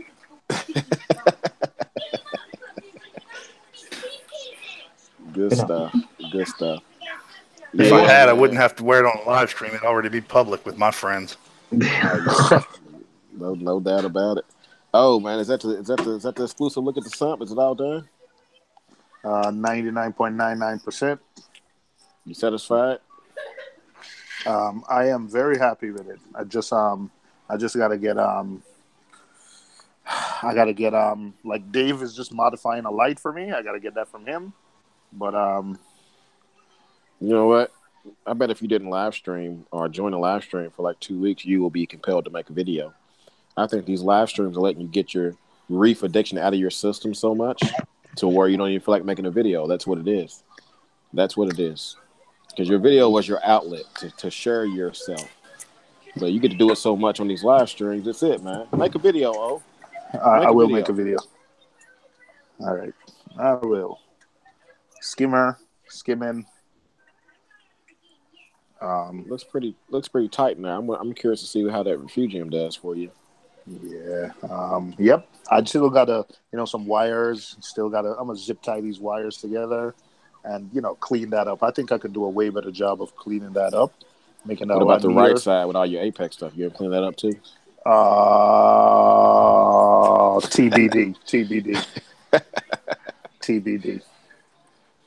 TBD. Man, listen, man. Listen, man. That is too much. Look at that, man. Listen, man. I know. I'm still trying to figure out how to shove these damn controllers back in there. Yeah, well, this is all the new crap that I plugged in. Like that's the pump controller. This is for the Tunzi skimmer. Like I'm trying to figure out how to push that stuff in there. And you talking about cleanup. And by the way, there's still remnants of stuff I haven't removed because I found this. I don't even know what the heck this was powering. I mean, and then I have the control for the pump I took off last year. That's the pump. That's the CoroView pump that failed. I have that. Then I have 2 Ecotech tank mounts in here. I don't remember what the heck I was hanging those. Man. As long as I could get my dosing containers, access to my dosing containers, I'm good. But CJ, man, it's a process, bro. It's a process. Sounds like it, man. It sounds like that's one of those things that you just pull everything, unhook everything, start from scratch, bundle it up, then put it back in there. You know the problem with me. I did that last summer. The problem is I mess with too much equipment, so there's always stuff. So since so this is actually a false cabinet that everything is screwed into. So since I've done this false cabinet, I've gone from Tunzi's to Ecotech to Gyres to Tunzi to another Ecotech. That's just power heads. Then in terms of return pumps, I've gone from a Jabo to a Vectra to the CoroView, back to the Vectra. Now, so I just be messing with so much stuff to ozone, no ozone, bubbling, no bubbling. So I'm always. It's not like I'm not like you, man, where when something works, I just stick with it. I always like to experiment, so it tends to me always unplugging and replugging stuff. Yeah. Wouldn't it be fun to get to the point to where you're just like, okay, I'm just gonna don't worry about the tank for a couple of weeks while I focus on something else. While I go do. Well, to be honest, man, I'm about to start a new business venture, so it's gonna get to that point. I'm I'm gonna be traveling next week. A couple of my coworkers we're meeting up, and we're about to sign like a big time client. So I think I'm gonna start my own little, I'm gonna go back into business for myself. So, I might be on the road a lot. So the tank is gonna have to fend for itself again. That'll be good. So, That'll be good. Man, this fish still has super glue in his mouth. Still, I think it's gonna be there permanently, man. That's gonna be his thing. nah, man. That's gonna be his thing, man. He can still eat and stuff, but it looks like he has a piece of skin on your lip. You get that not a hangnail, but a hang lip, a piece of skin like a kid. You just rip it off. Yeah, that's what he needs. Yeah, that's what he needs. But yeah, I'm gonna need another 5-pack. Another 5-pack of Acros to fill in the gaps that bleached. Are you kidding me, bro? Are you kidding me? Yeah. Oh yeah. Listen, you're kidding. You're kidding. Every spot that has a coral that checked out on me, it's going to be replaced. Like those spots are going to have a coral in that spot. However many corals it takes me to get nothing until they start basing out. You know that you have to give the room to grow, right, CJ? I know you know that, but I don't know if you really know that. I know it, but I don't know it. You know what I'm saying? All right. I know you. I know it. I know it, but I don't know it. You know what I'm saying? I've seen his tank, but I haven't seen it in my tank yet. You see it, but you'd rather have too much of a growth problem than to when it grows you have a space like, oh man, I should have put a coral right there. Exactly. You'd rather have them growing into each other. That's a problem you want to have. Versus you have two tall acros and then there's like 5 inches in between. Yeah, then I'm sitting here looking at, it's going to take me a couple years to get that satisfaction to where that's it. Oh man, listen. Listen, man. I understand. Do you know what? I've got a rock and it must be 6 inches covered round. And that's only 12 months of basing. So they can grow very, very, very fast. I think his stuff is gonna. I think because CJ doesn't experiment, and he's not like like Reef dudes and I, where we're constantly like changing stuff. Look how we are. And CJ. I'm actually surprised you're a tech guy. You're not like, because look at Reef dudes, like something's with his tank and he needs to get it rebuilt. And instead of just getting a tank, like he's just changing the entire system again. Yeah, like, well, it's all dependent on funds too. You know what I'm saying? Like I can only allocate funds to so many things, but my goal was to tinker and have fun in year 1. But when year 2 hits, which is coming up, year 2 is going to be straight locked in for stability and not changing nothing for the entire second year. Period. So I got 2 more months to play around. After that, I'm sticking to my guns. Yeah, what people don't realise and all, adding a single frag into your system can stunt your pH growth. Just like let's say your KH is stable at 8 and it's consuming it, you're dosing it to 8 and it's staying at 8. Adding one frag can change that and make it swing. And it never usually uses more. It usually uses less for a little bit. Well, that coral settles in because they like release little toxins and all that. You know what I didn't realize? When I put the clam in, that the clam would suck calcium. Oh, it drinks it, yeah. Because I haven't checked my calcium. I figure the alkalinity would drop if the clam sucked it. So he sucks calcium faster than alkalinity. No, I don't know, but I think it's very, unless your tank is way unbalanced, I think it's hard for your alkalinity to be spot on and your calcium is way out of whack. That's what I was thinking. Especially with a calcium reactor, because it's like it's balanced. If you're using a calcium reactor or kalkwasser, that's really balanced, additive. Like it's gonna settle out. It might settle out at maybe 400 calcium an alk, but it's gonna be hard. Something specific would have to happen. But my tank is, I was surprised. I think I'm up to 10 mils a day now of Triton, which is what Michael was using maybe a month or so ago. But I his huge tank, that's crazy. Yeah, but I think Michael's lowered us a little bit.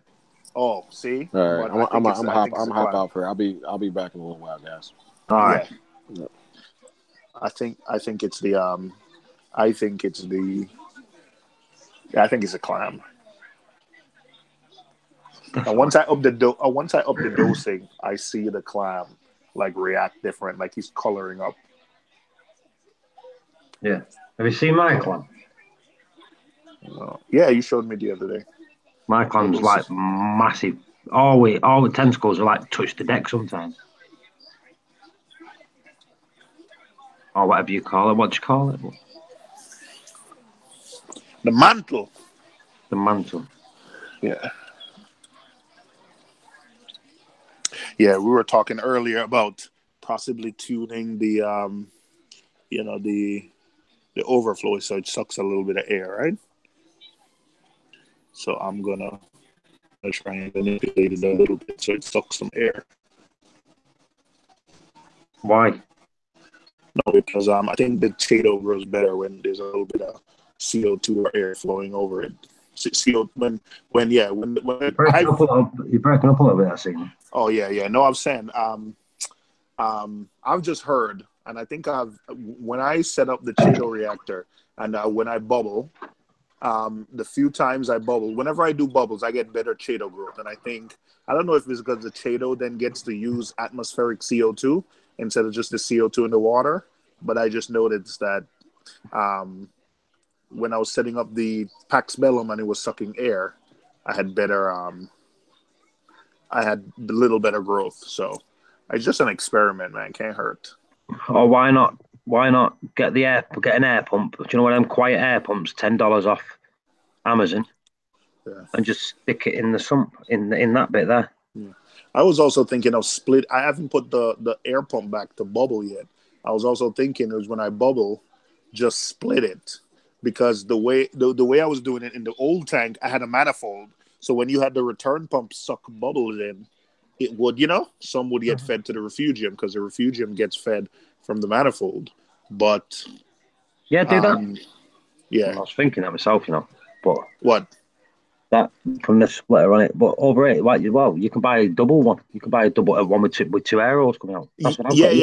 Yeah. But I'm using the Tom's Aqua Lifter, the bubble scrub, because it has an inlet, and I'm pulling in air from outside. Got you.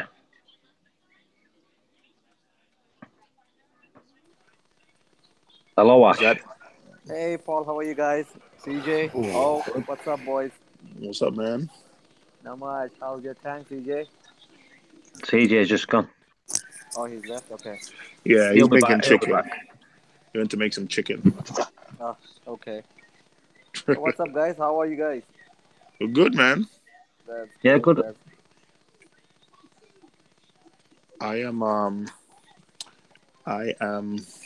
running some carbon in a bag, but I'm waiting for some Miracle Mud to come, so I'll put Miracle Mud in the reactor, in the Ultra Reef reactor. So I'm just waiting for that to come before I put the carbon in the reactor. That's good. Have you got Miracle Mud in there? I don't. I need some new ones, so I got to wait until my new stock arrives. Why do you need new? Why? Yeah. No, the one in this old sump was a year old, and instead of starting to change that, I just threw it all away, and I'm just going to put a fresh batch. Yeah, fair enough. Yeah. Yeah, and since I'm going to run in the reactor now, I figured I would just start fresh. So you're running the Miracle Mud in the reactor? Yeah, I'm going to do the same thing you're doing. Yeah, do the Paul method. Yeah. What? Yeah, I really like that idea. Well, excuse me, right? I'm the very first one to do that, and it was my idea to do it. Okay, I'm not calling it the Paul method. Listen, that's what you're calling it. Oh boy. Paul, file a copyright. Yeah. Call it King Paul's method. All right, good luck with that, man. I invented it. I was the first one to do it. It's mine. All mine. Yeah, do it. It's good. And you only need to change a little bit. Like put a pound, pound and a half in. Mm-hmm. And change it every 3, 4 months. Yeah, I must send out an ICP test one of these days. And life is good, man. I'm happy. Life is good. You still combining 3A and 3B of the Triton method, Paul? Am I still what? You still combining 3A, I 3B? am, yeah. Yeah. Yeah, okay, yeah. I've I kept couldn't that. hear the dog's like munching food at the side of me. Yeah. I've put amino acids on the fourth, and I'm doing 1 mil a day of aminos. Yeah. I And up narcosis. I'm gonna give the tank a little. I have some SPS frags, but I'm gonna give the tank like um, probably another week to see how it's going. I'm gonna be gone out of town for a few days next week, but once I come back, I'm gonna mount those frags, get some new frags, and ready to rock, man.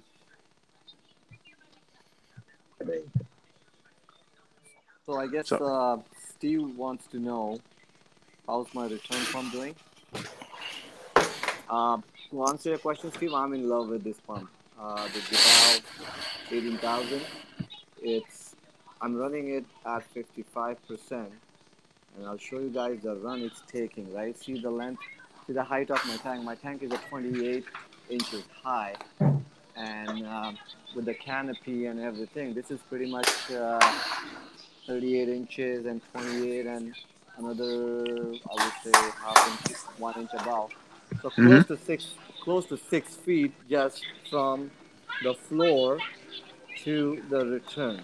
Okay, and then I'll show you guys the plumbing. The plumbing goes further down, right? So oh, that's the oh, return.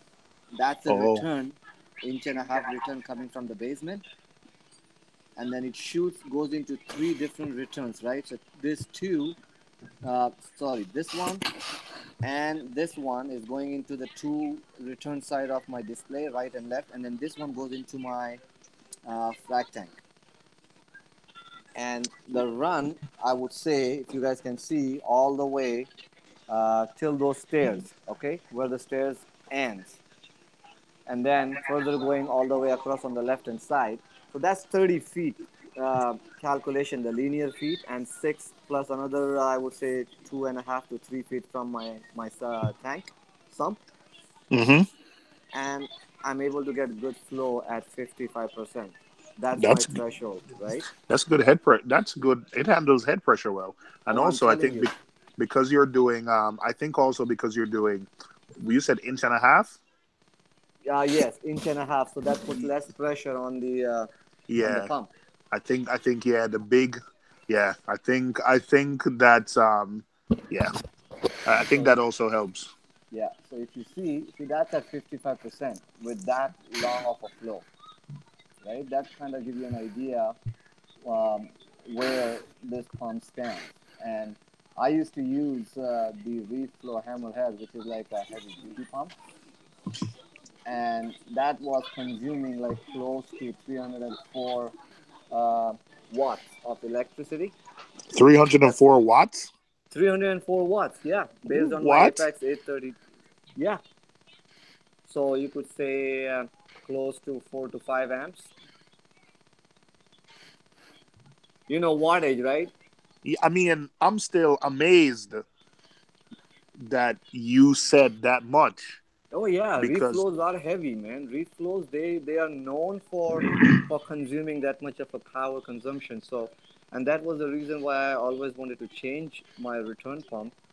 And I took a gamble with 18,000 Jibao, and man, now I'm running it at 69 watt. Look at the difference.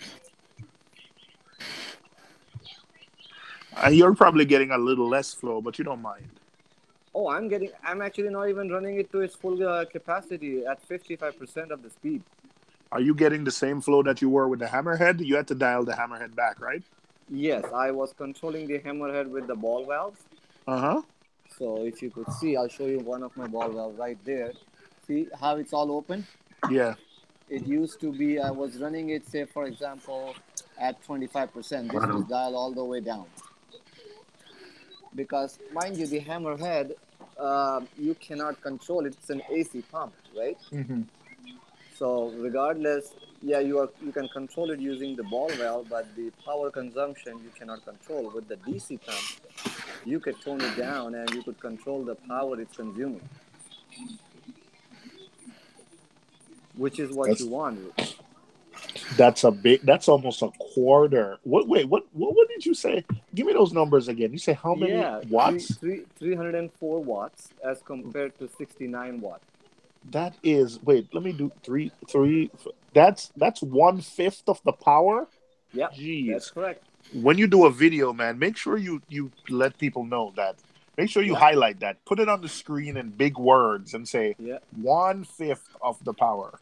yeah. I actually did it. I did an installation the video on the Jibao, Uh-huh.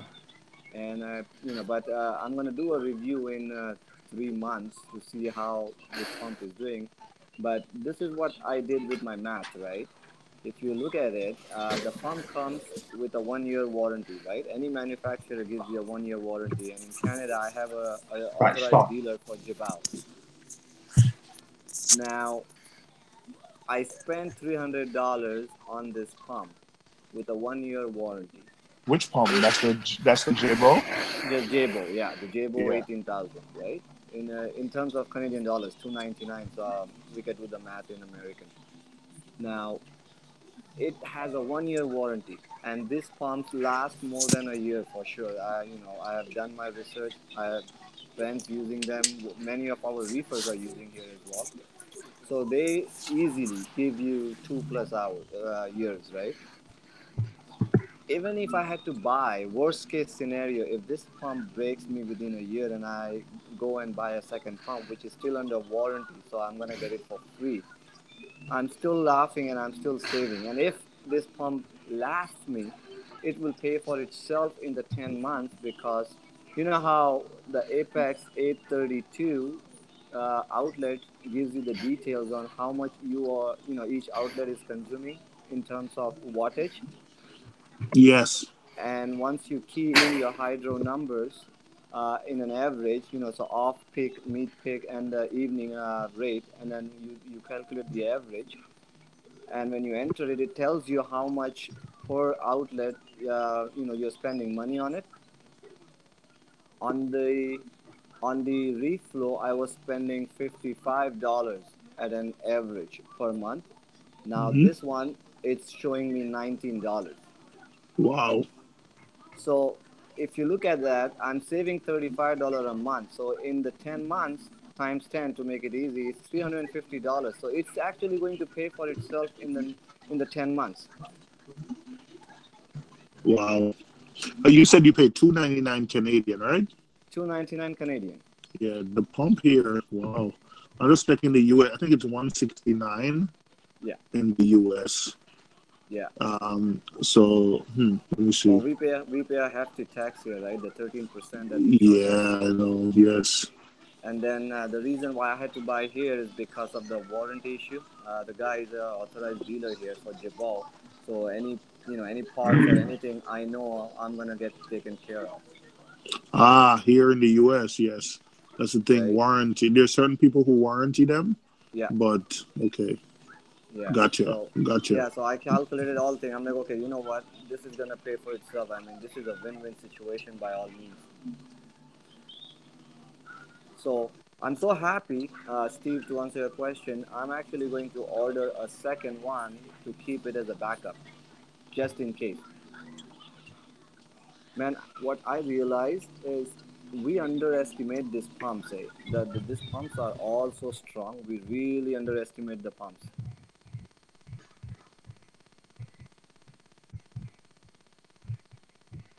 I agree. I really like those pumps. Like I said, I've never had the only time I've had Jabo pumps and have them for a while, and I've given them to people and they're still running them.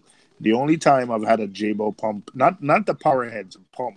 The only time I've Yeah, had a Jabo pump fail yeah, is when I gave it to a buddy of mine and he let it run dry. I yeah, don't know yeah. what the heck he was doing, but he let it run dry, so of course it failed. But other than that, Using Now, it as a return pump, if you maintain it properly, clean yeah, it every 6 months or so. yeah, I know people who are running them for years. yeah. I'm just showing this to Haley. Haley has her birdie. How this guy's tamed with me. He just, as soon as I put my hand in there, he wants to come in.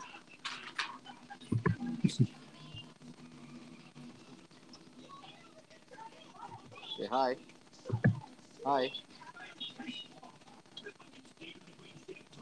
Woohoo! 5 minutes to go on the video Which video? of my Oh, nano you cube. you uploading it now? Yeah. Oh man, that's slow. Well, I mean, it's like 2 million kilobytes. Oh, I filmed it in 1080 with a GoPro. you're uploading from the computer. Oh, how long is the Yeah. video? Uh, Yeah, I think that's where it gives you the crap. 4K option, right? It gives it to me. I just didn't upload it in 4K because I don't have anything in 4K. Okay. All right. I don't know, Lo. I think it's like 10 minutes All right. because I fed everything at the end with the new food I picked up today. All right. Picked up some new fish food because that court jester goby and that wrasse aren't eating. They won't eat the pellets. I guess they're too big and they don't like them or whatever. And so I picked up. Frozen. Let's see. Have any of y'all ever heard of Reef Nutrition? Yeah. I used their Tigger Feast and their Oyster Feast. Did they eat anyone? Oh yeah, they came out when I dropped the Tigger Feast. All right. Cool. All right. As long as they're eating something, you're good. Yeah, the wrasse hasn't, but he's only been in there 2 days now, so he's still kind of hiding. But the goby came out and was swimming all over, chasing food. If you're going back, if you pass by the fish store again, just pick up some mysis shrimp and try to get the one with smaller ones, not the real big ones. Yeah, I have some mysis in the freezer.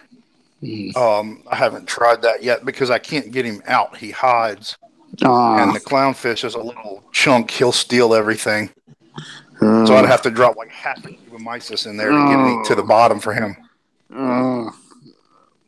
But so that's what the guy at the local fish store, that's what he was telling me. They feed their corals, they feed them Oyster Feast, Rada Feast, and Tigger Feast. They rotate between the three. Every day he feeds some in their little nano displays and stuff, and they feed the corals every day with the Oyster Feast and the other stuff. Yeah, all right. I think it'll work out. Between what you have, everything you have, you'll find something. Well, because from talking with y'all and talking on the other live streams and listening in, and like I was going to do reefroids. My cousin used reefroids, but it seems like it's high phosphates, it's dried phytoplankton with some of the stuff that's in these. This is basically, I looked at oh man, somebody was recommending what's the name of that food? Some food that doesn't have nitrates in it, but it seems like it's only available in the UK. That's the easy products. That's it, yeah. I can't find anywhere where it's available in the US. Yeah, phosphate free. I just got a sample of Easy Reef Mastic. Yeah, that's phosphate free too. What it is all of it's made in their own place. That nothing's brought in, and it's all produced. All the plankton's produced there. All the seaweed, the food, everything's done in their own lagoons and pools. That's in their factory and outside their factory. They've got their own land. All of it. And that's supposedly the company is kind of like that. It's supposed to be a cleaner food source, and there's different particle sizes. So that's what I started with, the Oyster Feast, which is 100 to 200 micrometers for the coral, because I wanted to start giving something for the coral in there, because I've been testing it. I mean, it's running almost zero nitrates. So, it's running pretty clean in that tank. So I want to start giving them something. And then that's what he said. The Tigger Feast is 250 to 1,700 micrometers. It's just bottled pods for a food, though. They're not live. Gotcha. And he said, drop a little bit. He said a bottle of that should last you 3 or 4 months easy. I dose the Easy Reef Easy Booster, the plankton. I dose that into my system, nice clean plankton. I don't think we have that here. Plankton. I don't think we have that here. Do we have that here? No, that's what I'm saying. I can't find where I could get Easy Reef. No. I think we don't have it here. I think there is. Yeah, I think there is a distributor. I'll throw a message to my sources and find out if there is, where I can get hold of them. Throwing that weight around. Kidding me. So I copied all these links from that Amazon thing you were telling me about, and then it tells me angle brackets aren't allowed in the description.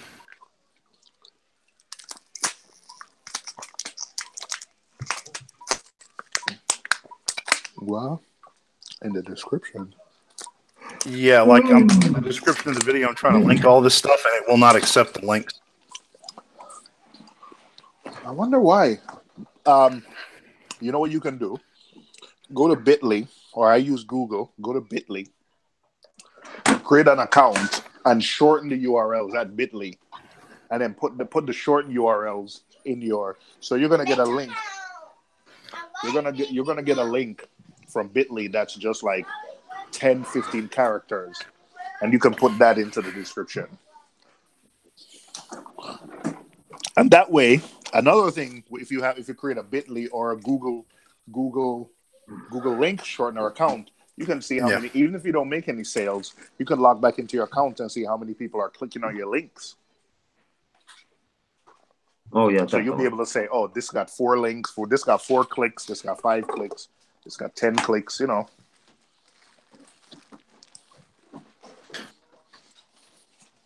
Bitly can't shorten it. It's not a valid URL.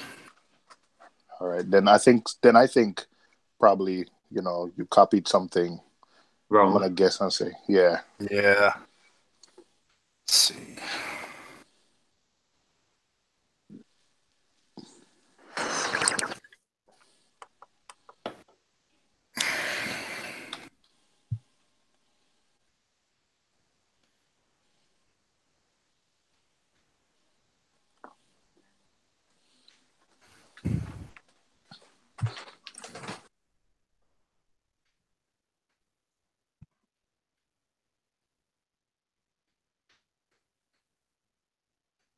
So I've just checked mine here. I've had 84 clicks on one of them.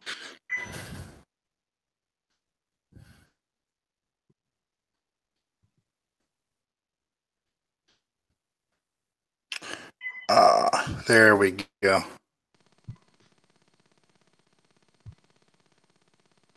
Some of these products, Reef Rides and Reef Chili and all, they're small cans, but man, they last you long. If you keep it at once a week feeding, they will last you forever. I only do once a week. What's that noise? Who is it? That clicking noise. Yeah. You hear anything? Yeah, I can hear it. I just don't know where it's coming from. Is it from your end, Ash? My kids are playing. Guys, what are you guys playing on the iPad? Can you lower down the volume, because I think it's catching up here. How about now, boys? Yeah. Good? Ash, just mute 1 second, see if you shoot.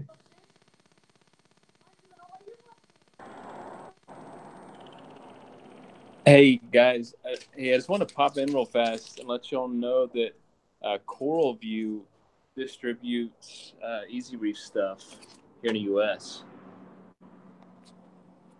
There is a distributor there. Yeah, Coral View. Where can we find it?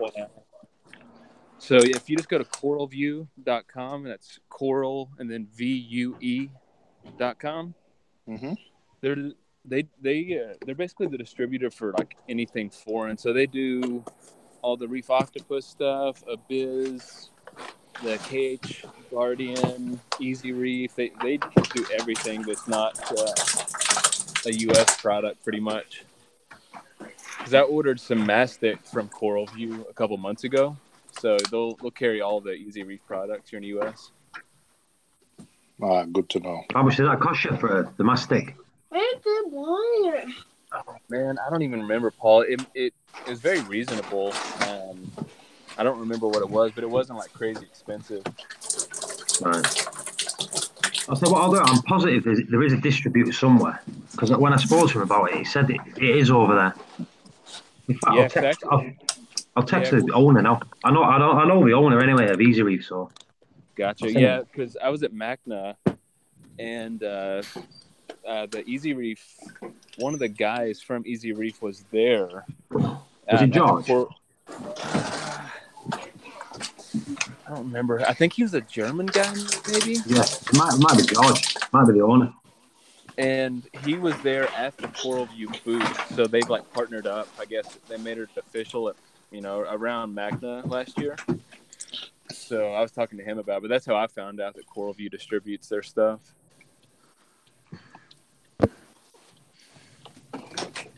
All right, thank you. I didn't know. I got but Coral View, man. Ooh. All right.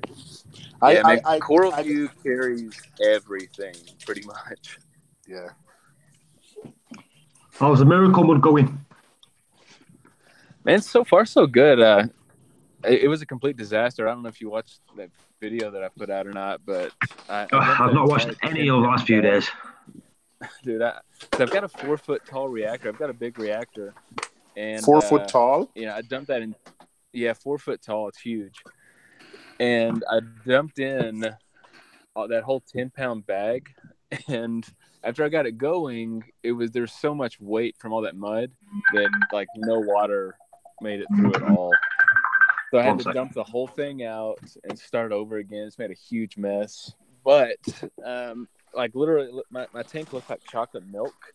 But man, the coral just went crazy though. Like I've never seen polyp extension like that. And yeah, so now I've just got a small flow going through it. I'm using a peristaltic pump to push flow through it, and all the corals are doing really good. Cruz is going to jump on now. All right, I'm waiting for mine to arrive, but I have the same reactor that Paul does, and I can't wait to sort of do my.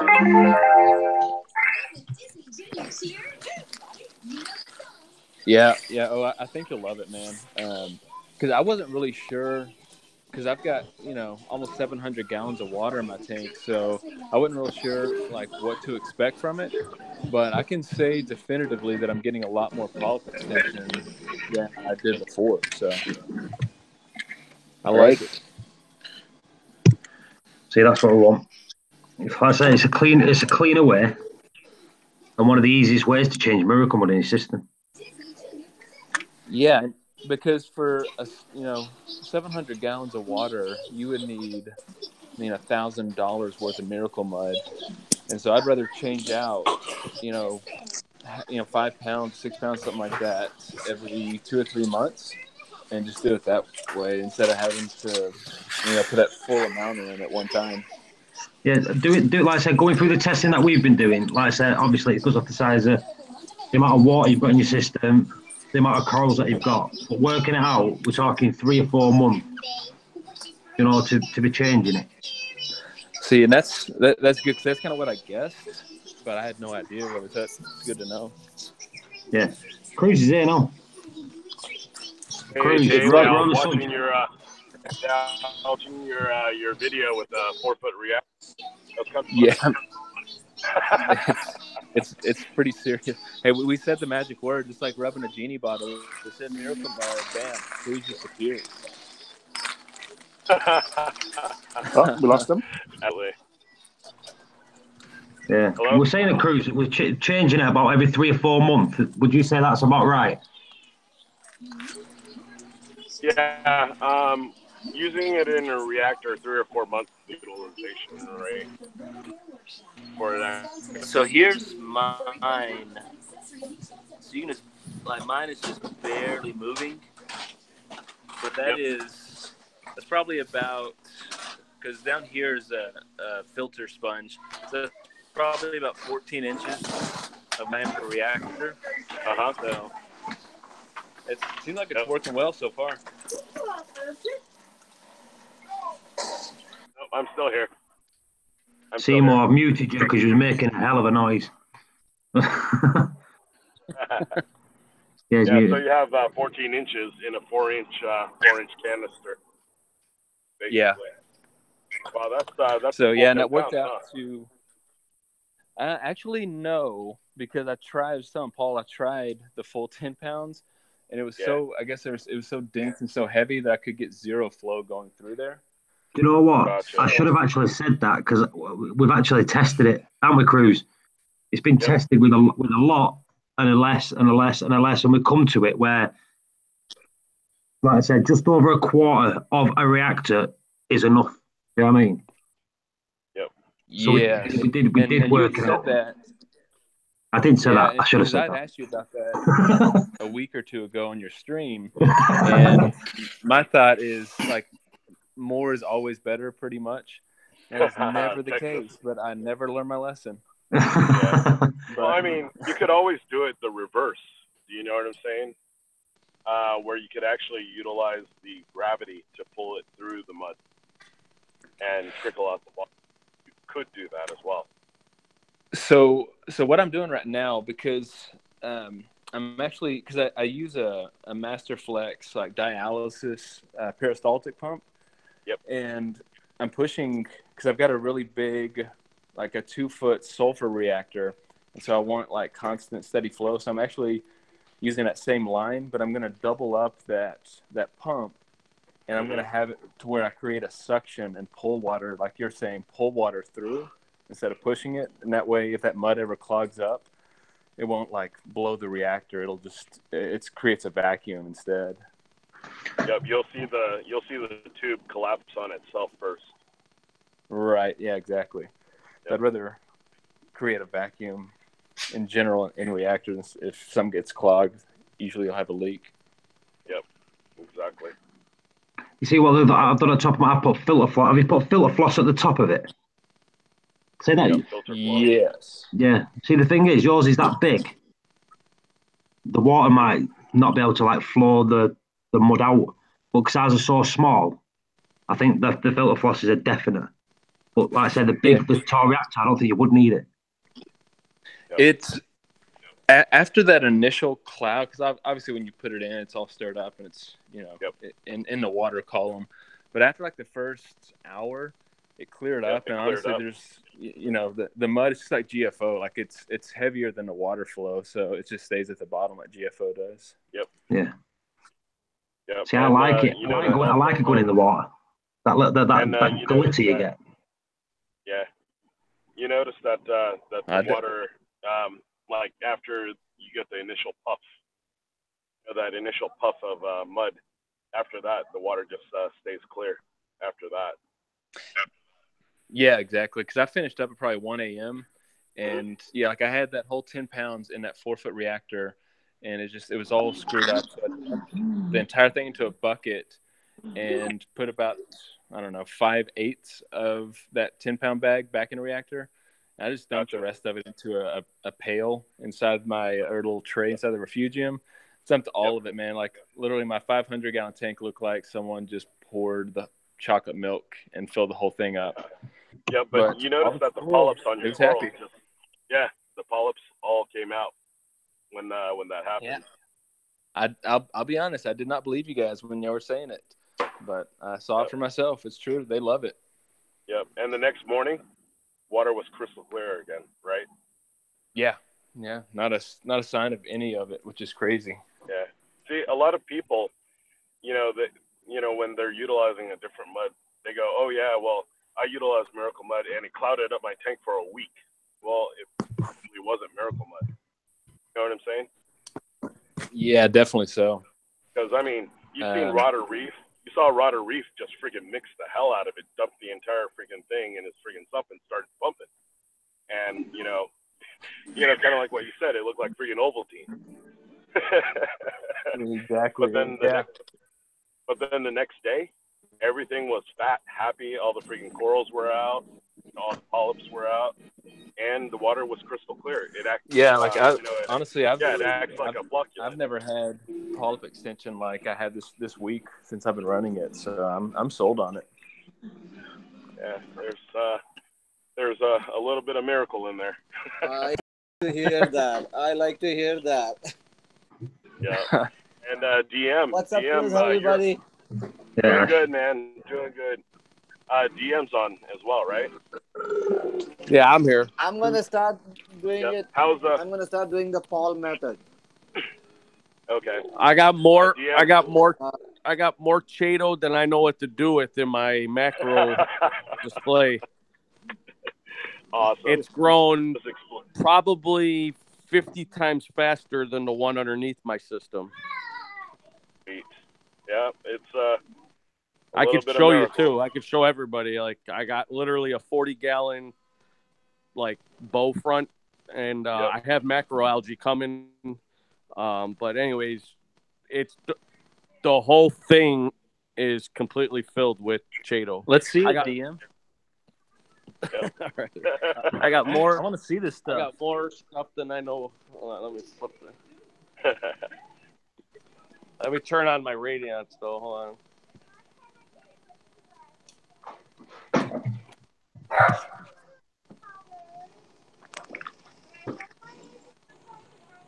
You got lots of little bugs in there too, huh? Oh my God, yeah. Like this has only been. I had to put this Monty cap in here. This thing is growing so big, but this is only probably less than a month, probably 3 weeks roughly. And I put snails in there. Nice. That's a lot. It's a lot of algae. Pardon? Yeah, it's a lot of algae. Yeah, and then I got snails in here, but I mean, I got so many copepods or whatever. Yep. If you can see them on they're kind of hard, but there's tons of them right there. Yeah, you can see them running. Oh, there it is, hanging on the glass. There's thousands and thousands of them. Nice. Very nice. Well, yeah, like I said, I'm going to pull a lot of this out. This is just to seed it, and I had an extra piece of dry live rock, so I threw that in here just to kind of do whatever. But I got probably 2.5 inches of mud. Mhm. So how's the diatop situation?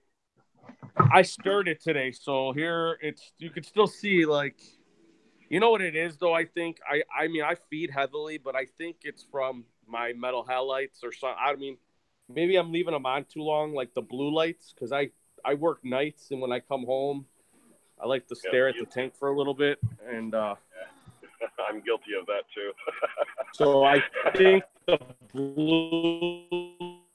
Oh, you're breaking up there. Yep.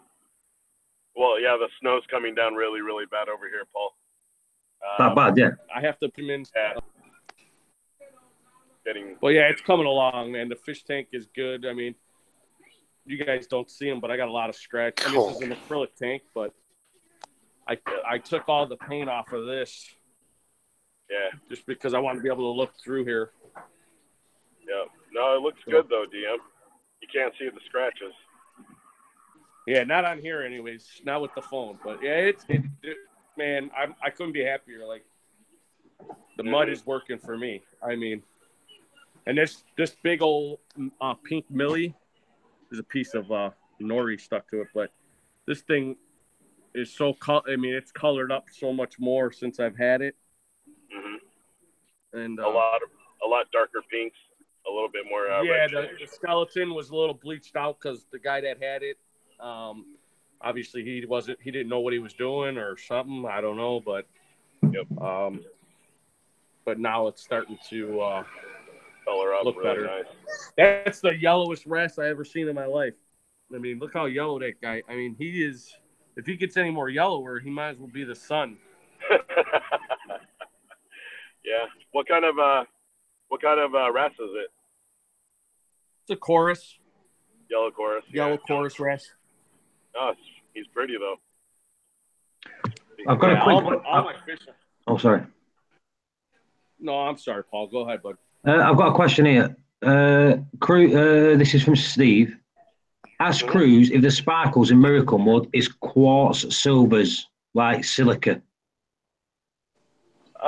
Quartz. No, they're more the gosh, what is it called? Like the fool's gold. Do you know what I'm saying? Yeah. It's a fool's gold type thing. The gold Pyrite? flakes. Yeah, pyrite. So yeah, you get a little bit of sparkles from that, but you also do have real gold and silver also in the mix. And you also have your antimonies. You have all the other what we would call exotic trace elements that are not necessarily dissolvable in water, but when bacteria and other organisms actually scoop it up and eat it, kind of like shrimp do. Shrimp like to eat a lot of the substrate, a lot of the silt.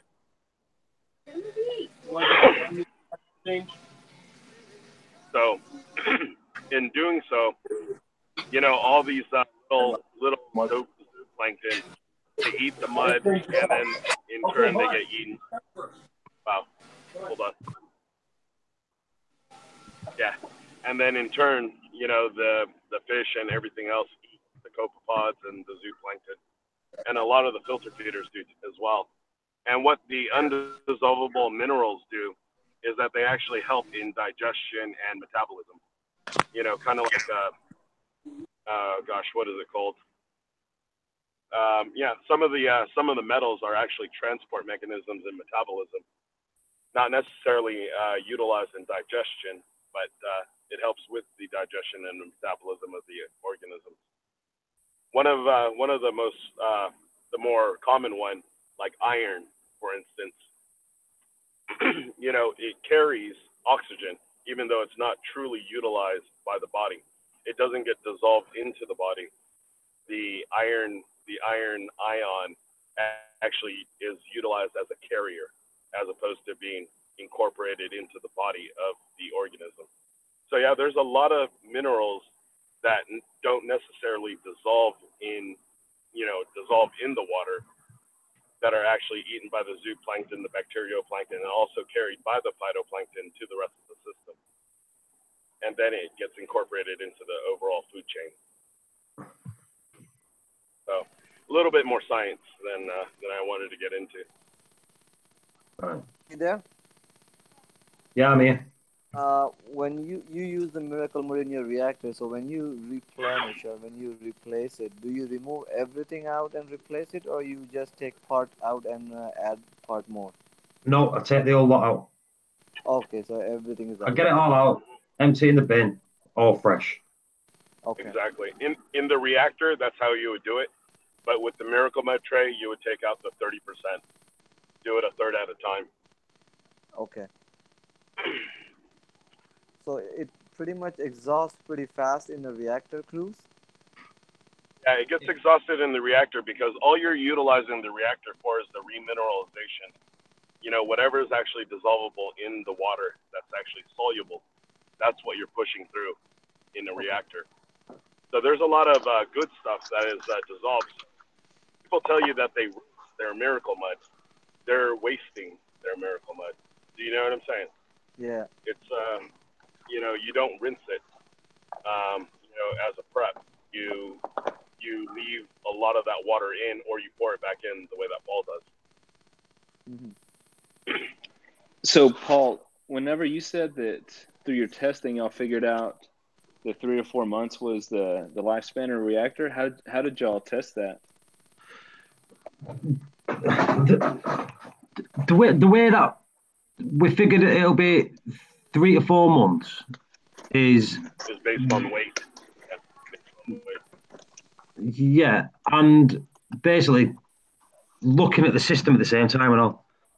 So we Gotcha. did it. I think we did it with the amount that should have gone into your system to start with. Like I said, Cruz is a good mathematician here. So, but, I'll give you my quick rundown. It was the amount that we put it that you're putting into your reactor compared to that should be in your system. The flow rate, like the flow that's going through it, so you're utilizing all of it instead of uh, Just the top. just the top. Yeah, Right. basically, when you put it into your sump, it's just flowing over the top. So that the bit at the bottom is not getting like flow's not flowing over it. You know what I'm saying? Yeah, you're not Right. getting the full leaching. Yeah, you're not getting full leaching. Yeah. So it's basically gone off like the amount in the reactor by the amount of flow going through it, and then it worked out around 3 or 4 months ish. Yeah. Narcosis. Go on, Cruz. You're good at this. Yeah. So basically, the 10-pound bag that he should have utilized for a refugium type of system. What we're doing is we're calculating it based on water volume, also, and what ended up happening was, the the rough 1.5 pounds of the 10-pound bag that would actually last you about 12 months. We calculated would actually last you roughly around, and conservatively, we'd say it's around 2.5 months. But being that he's actually utilizing the full amount of it, we extended it a little bit out to about 3 to 4 months to actually get full depletion. Does that kind of make sense? Yeah, So, that makes sense, and it was kind of in line with what I was just kind of assumptions and guessing. So yeah, and running it in a reactor is is new and innovative to utilizing miracle mud in this way. So yeah, there's going to be a little bit of guesswork. There's going to be a little bit of assumptions. There's also going to be a little bit of assumptions in the calculation. sure, yeah. So you get actual data back. Correct. And I mean, with the ICP testing that's going on, that Paul's running Triton as well with the Miracle Mud. His levels are pretty much spot on. Even after 3 months, his levels are still good. So we said 3 or 4 months, as an extension, just in case that that there's still a little bit of solute left in the Miracle Mud. I was going to say because I don't see a point in taking out early when it's still usable. Correct. So yeah, what's the point in wasting it? Yeah, exactly. And not only that, but there's also another product out there with ecosystem. It's called Reef Solutions, and it also replenishes a lot of the soluble portions of Miracle Mud. So we've actually extended the length of having the Miracle Mud in the system by actually injecting that Reef Solutions directly into the Miracle Mud substrate as well, in a normal refugium type setup.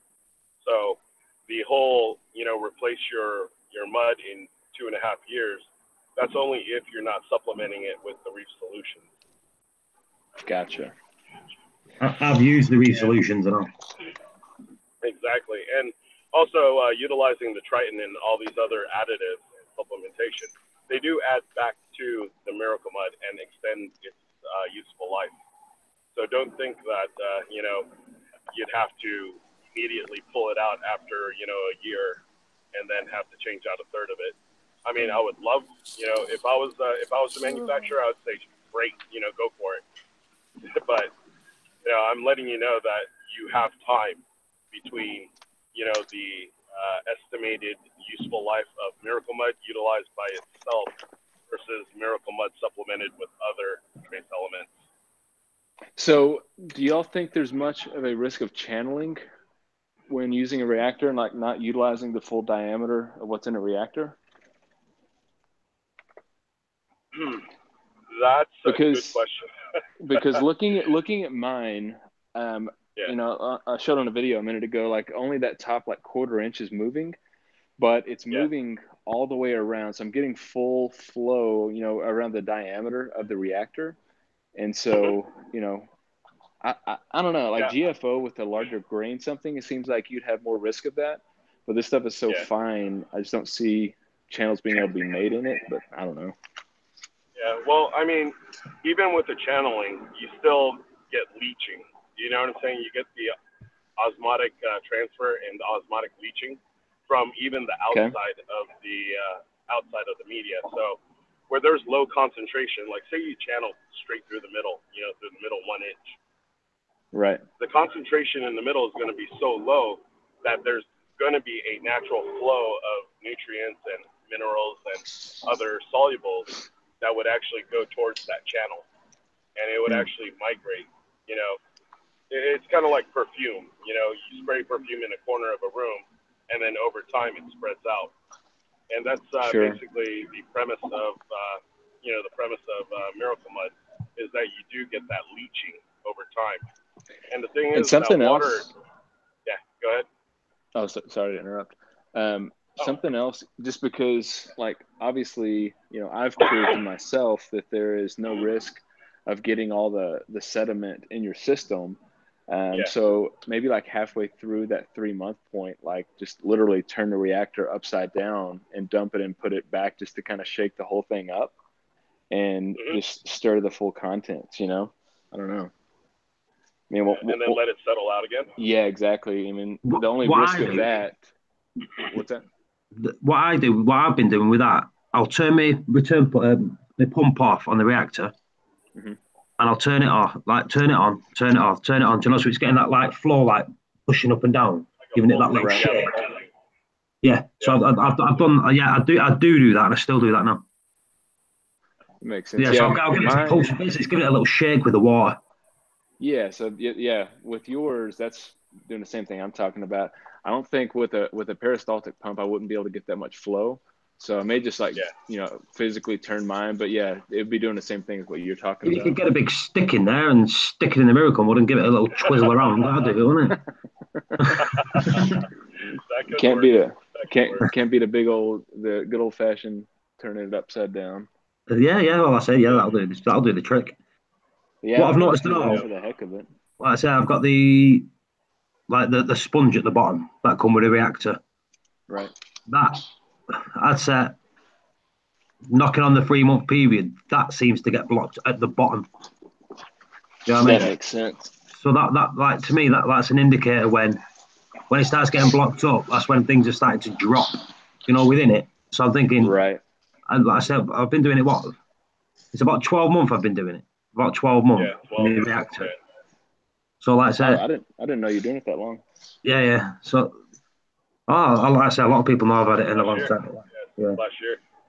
Yeah. So I've been like pumping up and down. I've tested loads of things with it just to try to get the perfect thing. But like it says, about 3 months, that sponge seems to clog up, and what it does, it actually clogs, and it starts to raise the full Miracle Mud up in the reactor.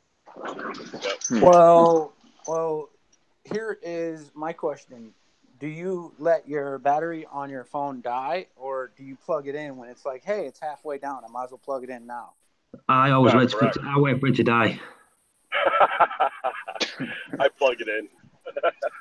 I plug it in right away. Yeah. Well, as soon as anything of mine gets to about 25% life, I automatically give it a recharge. A boost. Yeah. A boost, yeah. Get her back up there. Might as well. So, Cruz, I may have missed it a second ago. You were talking about, what was that other product you were talking about, kind of the refresh for the mud? Yeah, it's called Reef Solutions by Ecosystem Aquarium. So would that be applicable in a reactor, or would it be best, is that more for just the, have it in a tray in your sump or whatever? We utilize it mainly in the refugium, but I don't see it harming or extending the life in the utilization of the Miracle Mud in a reactor as well. You could actually inject it into the intake of the friggin' pump that's pushing the water through the Miracle Mud in the reactor. You could actually inject it in there, and it'll give you a little bit more time with the Miracle Mud in the reactor. I think it'll probably about a month. To me, this makes so much more sense, especially on a huge system like this, where again, it would cost me $700 to $1,000 for a year's worth of mud. That bag off eBay costs, I think, $60. And if I can use half of that every, roughly 3 months, just ongoing, and you're, and 4 times a year, you're getting a fresh batch of it. And that's, $120 a year. I mean, that just makes a lot more sense to me. Look at Narcos's picture now, his video on the Hangout. Yeah, Wait. That's the Reef solution. That's what it is. Okay. Wait, Cruz, you talking about that right there? Yeah. Yes, sir. All right. I dose 4 milliliters of that a day. Whoa, that's a lot. To my Reef. That's a lot. Yep. But I gotta hit straight up to a dosage. his corals are happy though, and so is his fish. Yeah. His fish are happy. I was dosing something like a quarter of the recommended when I cruised when I was doing it. I was like, Quarter of whoa. a recommended. Yep. But I think the thing with me, because I was using Triton at the time. Yeah. Exactly. You were utilizing Triton at the time, and we were trying to wean you into the Reef solutions at that time. So yeah. But no, seriously, with your system, daily. Yeah. I mean, you definitely want to take a look into the solutions as well. Actually, refresh the mud and recharge it. Do you know what I'm saying? I gotcha. Is this stuff made for like what Narcosis is doing, like dosing to your system, or is it primarily made to like refresh mud? No, it's actually it's a liquid miracle mud. Gotcha. Yeah, you can do both. Yeah, you can do both. But remember, there's between absorption. You know how the mud hitting and all your little polyps came out. That's the consumption where the corals actually eat the minerals that are not dissolved in the mud. So those are particulates that it actually eat. The reef solutions is the soluble part that gets absorbed by fish and corals, and all the and also the Chaetomorpha as well. Gotcha. Okay. Right. So, yeah. I've got a quick one here. Just this in the chat. Would it be good to use miracle mud in a moving filter bed section of a sump? I would try to. I'll try not to disturb it like that. Seems like even if it was okay, it would just exhaust it like way too quick. Exactly. And you would be like almost like taking like ODing on vitamins. You're just kind of like wasting. You're peeing out what your body can't handle. I would assume that would be kind of it. You're not utilizing. Yeah. But with the miracle mud though, is that there is a point of ionic balance. There is a point of ionic balance where the water will not take on any more volume. It's kind of like a sponge. Once the sponge is full, it's full. Yeah, it's super saturated. Correct. Or saturated to, limit. It's kind of like creating a tall glass of iced tea and then pouring sugar into it until it no longer dissolves, to make sweet tea. Very, very similar to that, where no more solute could actually dissolve into it. So, yeah, water has a solubility point for all different types of, all the different types of salts, minerals, metals. I know that everybody's scared of metals and they go, oh, well, Miracle Mud also has metals in it. Well, yeah, absolutely. But the thing is that in the correct ratio, metals are very, very important to metabolism. Metals are important to longevity and also the overall well-being of organisms. Even if it's copper. It contains 0 lithium, 0 copper. We're all good, baby. Awesome. Thanks, Narcosis. What was that bottle that Narcosis showed us? I mean, I've seen it, but what does it do? What were you guys saying it does? It's liquid miracle mud. Yeah. Pretty much. That's what Len calls it, liquid miracle mud. Did I tell you? Bruce, did I tell you? Did I tell you that? Did I tell you that Len Sai sent me a message? Yeah, you did. So could you yeah. add that with all the other stuff we add, like fuel and potassium? And I mean, is it? Oh yeah. Oh yeah. Yes, you can. And it would also lengthen the life of stuff. You know what I'm saying, DM? It'll also lengthen the Right. life of the mud itself because it's not leaching out what's already saturated. If you're actually dosing the Reef solution with the Miracle Mud, your Miracle Mud will last a lot longer. Right. So that All right, was guys, I gotta that hop was off. the whole spiel. Yeah, that was the whole spiel that Lang Sai mentioned in one of his videos. You know that the substrate, depending on bioload, can last from 1 to 2 years. With the recommended amount of Miracle Mud. If you actually utilize the Reef solutions, it's going to extend that as well. So, hey, I got to hop off. Cruising, Paul. I appreciate the help, guys. No worries, man. Not a problem, Daily. I'll see See you. you later. All right, I'll watch your other videos. Yeah, his little French bulldogs are really, really cute. Funny. Miracle Mud So conversation. I gotta buy. It's go called on, Reef Nikos. Solutions, right? Reef Solutions. Reef Solutions. By You got Reef Solutions. You got is it Fish Solutions? Yep. Oh, what's the other one? And then you have Total Nutrition. Yeah. Coral Food. So there's Cruz. 3 other liquid solutions that are part of the Miracle Mud regimen. Cruz. Right, I think. And we're guess all what just- I do? I dose all 3 of them in my tank at one time. Yep. Yeah, go. So, Cruz, I want to know. Yeah. Oh, hey. How's it going, Ash? No, not bad. So, with my display and my sump, it comes down to around, say, 225 gallon approximately. Mm-hmm. If I use a 10-pound bag of Miracle Mud into my refugium, Stop it! I'm gonna fucking beat you.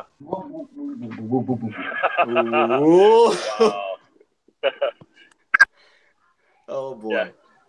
So 225 gallons. Pardon me? Hello? Yeah, 225 gallon total overall water volume. Uh-huh. So you think I should be okay with 10-pound bag? Yeah, I mean, you could start off with the 10-pound if you're utilizing it in an open refugium and not in the reactor. Yeah, I would start off with 10, maybe 20 pounds.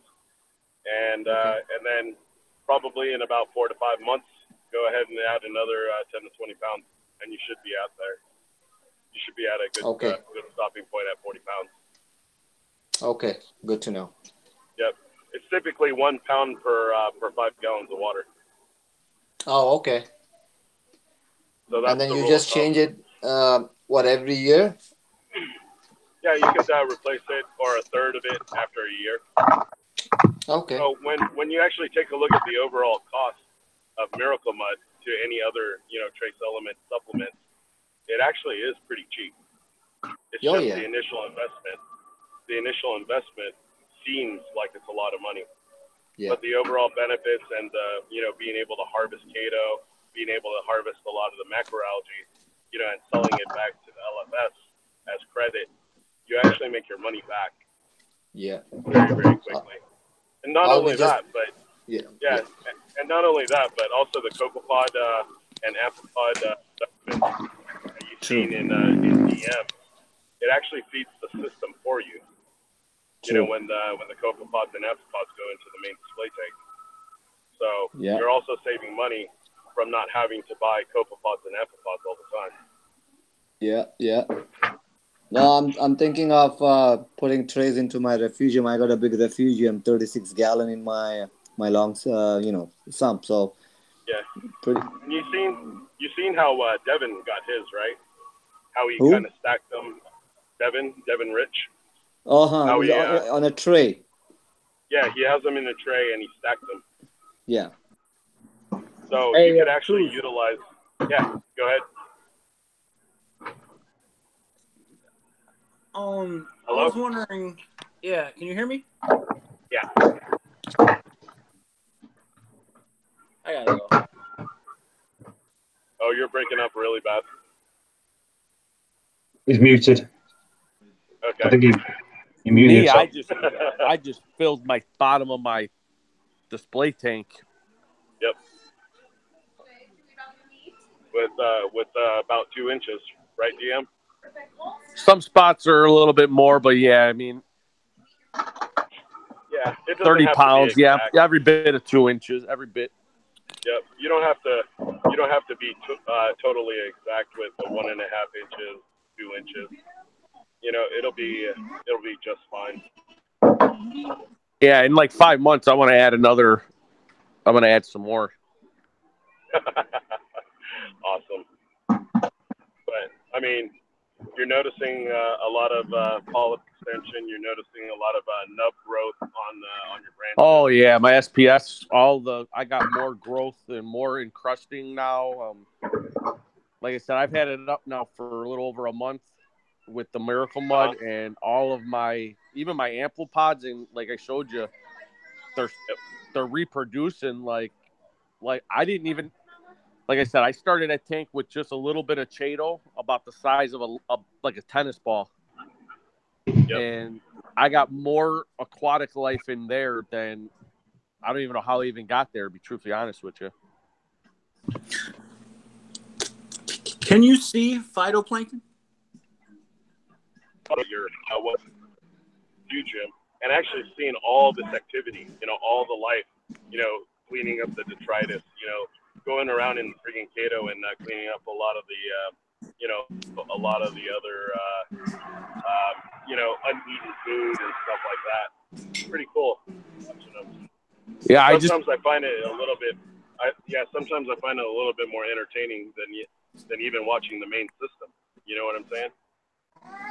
Yeah, I just can't believe how much I have though. Like I didn't put none in there. I mean, I pulled a little bit, whatever was stuck to the chaeto, but but to have that many bugs and creatures in there, it's crazy. Like how they reproduce so fast when the environment is like perfect. Yes, sir. Yes, sir. And I honestly, sometimes I miss having that feeling. When I'm starting a new tank, I already know what I'm going to do, and I kind of miss that feeling of surprise. You know what I'm saying, DM? Sometimes I miss that excitement. Because you already know what the outcome is, and we're all like new to it, so it's like everything's new to me. I'm like, wow, Yeah, it's a good feeling when you see things grow and when you see things multiply. It's a very, very good feeling, and I don't know how else to explain it other than it's really, really addicting. To constantly see new life and new growth. Yeah, it looks like I got lice in my fish tank.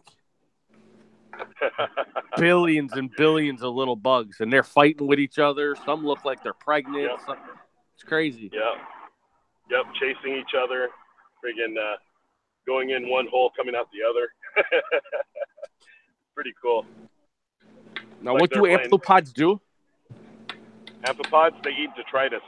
Detritus particles, uneaten They're the ones food. with like all the legs, right? They got like 10 legs on them. Yep, they look like little roly-polies. They are the bigger pods that look just like shrimp that you eat. Yep. Well, not those, not the amphipods. What about the ones that are flat with like they're like flat? Isopods. Those are isopod. That's what I got multiplied of too. Now, what do they do? What is their purpose? Well, they also eat detritus. The amphipods also eat dying vegetation. So if you have Cato in there and you have like little parts and pieces that are decaying, leave that in there because it's also leave some of it in there for them to actually eat, and a lot of it is the amino acids and proteins and sugars. the actual carbon. You know, basically you're naturally carbon dosing your system by letting it decay as well. I'm sorry, my son doesn't want to eat. Oh, That's okay. So, something else that pods love to eat is organics. Oh yeah, they love organic. Like fish meaty poop, stuff. Yep. coral sprays, eggs of other little creatures, microfauna, Yep. Fighting coral. Yep. They'll kind of get in the middle and kind of help break it up. They'll eat the pollen they're spitting out. Yep. They help.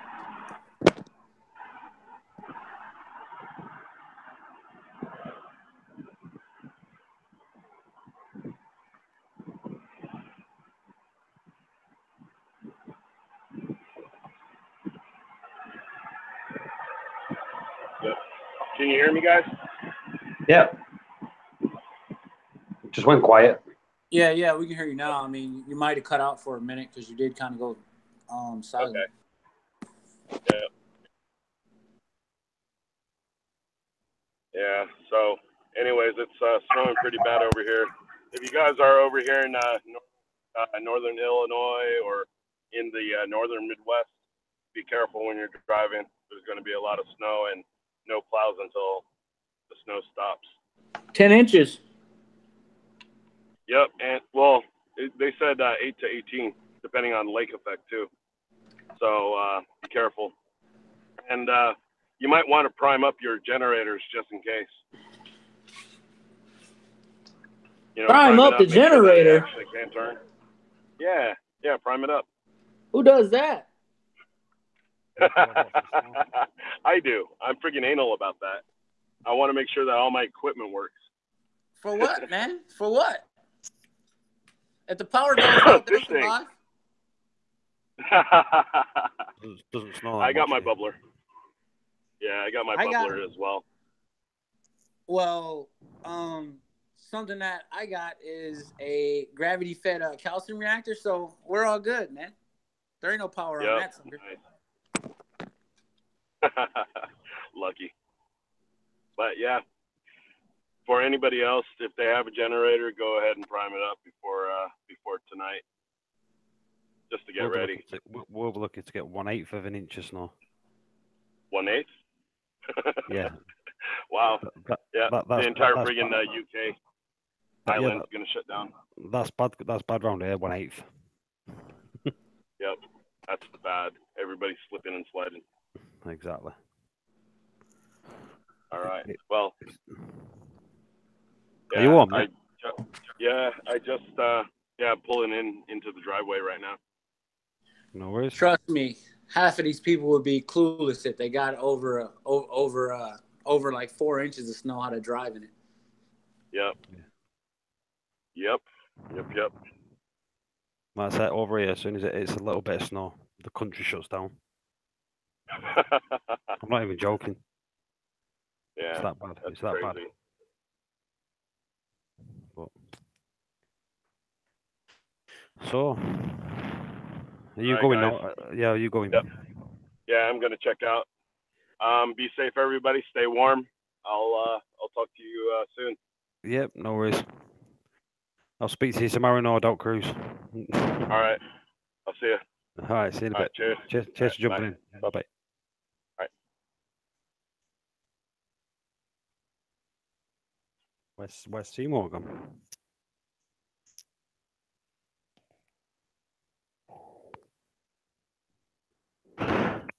You can get Seymour. So what's going on, Paul, man? Isn't it like 12:30 there? Yeah, it is, yeah. 20 to 1. So, narcosis, what's going on with these fake reefers? Oh, isn't it?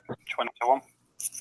Oh, some of these old fake reefers taking my name and all this. Oh, isn't it? Oh, Scott, I'm going to mute you to sort that out. Oof. Scott, I've just muted you. Yeah, no, I fixed it. Uh, yeah. I was trying to fix something, and I think I broke it some more. Why? What have you done? I was trying to one of the gyre controllers had a short, and I tried to open it and no. Oh. I got them secondhand from a guy, really cheap, but I noticed that one of them had a short. These are like the controllers to connect them to the Apex. Oh, gotcha. They're like Sounds like you need another gyre there. Reef. Oh, I got one for sale. Or trade for that Apex dose. I said my gyre controller. Not my gyre narcosis, not my gyre. Man, you trying to sell something, man? So what was that? You had a short and gyre controller underwater? Gyre controller for sale too. I bought these gyre controllers to connect them to the Apex. They're $125 a piece, and I got them. Wow. I got them from a guy, 2 for $120. So, I already contacted the guy and said, hey, there's a problem, but I'd rather not send them back because this is like I got a ridiculously good price. So I contacted Coral View and they told me, open it and see if it's some of the pigtail connectors that are loose. Just see if you can reseat some of the pigtail connectors. So that's what I'm doing. But the first time I did it, it looks like it still had the short, but I think the last time I did it, I think I may have it's now giving me an error message. So I'm just trying to put it together and then see if I can mail it off to Coral View to get fixed. You know what the whole best part of that conversation was? What? You talking to Coral View again. Oh, come on. Don't listen, man. There was a pit in my stomach. I almost vomited. Yeah. That's awesome. No, it's not. No, it is not. Not awesome. Paul looks like he's about to go to sleep. He sounds like he's already in bed. No, I'm not. I'm here. Who's Coral View? Drinking a brew? Max? Oh. Coral View is actually O's favorite company in the whole wide world. Best business, better bureau business contact he's got. That's the main. That's the people who do like the gyres and Reef Octopus and stuff. They're the ones who distribute a lot of foreign brands in the U.S. They support them and distribute a lot of the foreign brands in the U.S. Right. So like Max Spec Gyre, yep. They're the U.S. distributors for like Reef Octopus, Gyre, Ice Cap, Abiz. Got you. Yeah. So why did you fall out with them? Because I bought the pump for 4 months, and these guys. That pump that was knackered. Bellends. Hashtag Bellend Coral Lust. Not Coral Lust, Coral View. Oh, him too. I'll be both of them. Yeah. I've just emailed them, see if Coral View will sponsor you. What? I'd rather have a Purple Pond sponsorship. Oh, they wanted to sponsor us. I told them no. Purple Pond. They wanted to sponsor you? Yeah. What did you say? No. Take the money. No. I've got enough sponsors. Yo, why can't I get sponsors, man? I don't know. So everything's almost finished dying, except for the Elegance Coral that's doing surprisingly freaking well. Still. Not good. I'm stepping it up, guys. Second narcosis. I'm stepping it up. Why? What are you doing? Putting a calcium reactor on my Nano for the Nano Challenge. What? You're putting a calcium reactor on your Nano? Yeah, I'm putting a huge one on. All right. Okay, well, we're going to learn real quick what not to do. Actually, you know what's funny? It actually might turn out to be like really awesome, and I would laugh so hard. I know. Yeah. Wait, he's putting a calcium reactor on his Nano.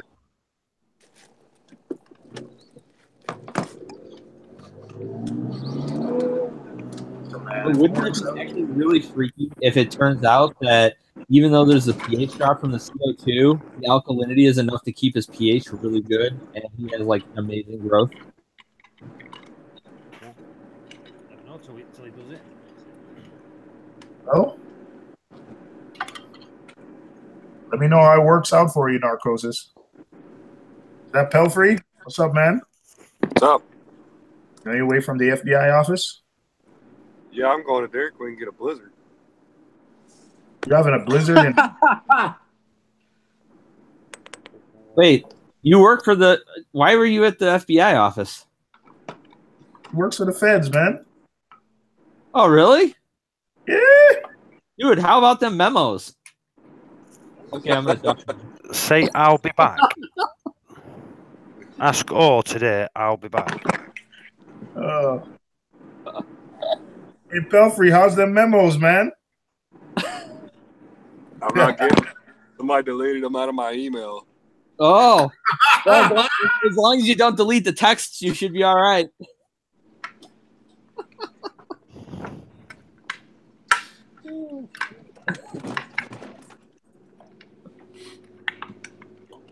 So did you get a newness poster to put on your wall? Oh my god! A what? A newness poster or whatever the guy's name is. I don't know who that guy is, unfortunately. The guy that wrote the 4-page memo. Pelfrey works too high up. Pelfrey doesn't deal in that BS. Oh. So he's one of the respectable ones still.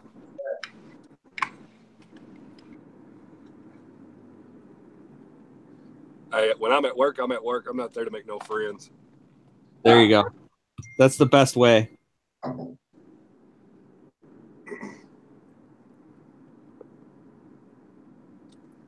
Was talking about how he wished he could get a sponsor.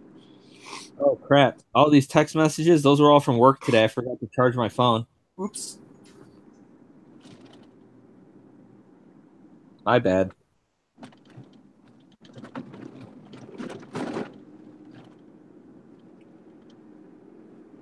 There's not many things that I would be interested in taking from a company. Now, one of the bigger things would be a tank. A tank?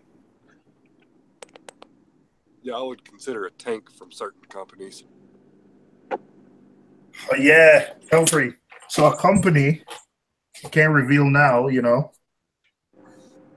wants me to do some work for them.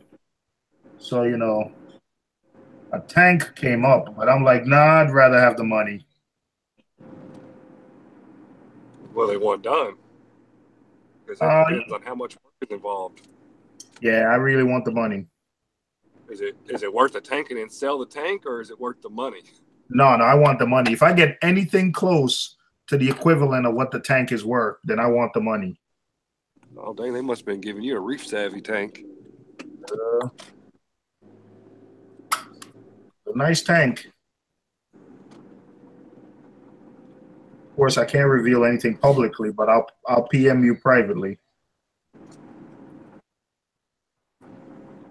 But I don't want to put up a new tank, man. Like, I think the next tank I put up is gonna be when I buy a house, and it's gonna be, like a bigger. Like, I don't want to go through the process of doing another tank right now.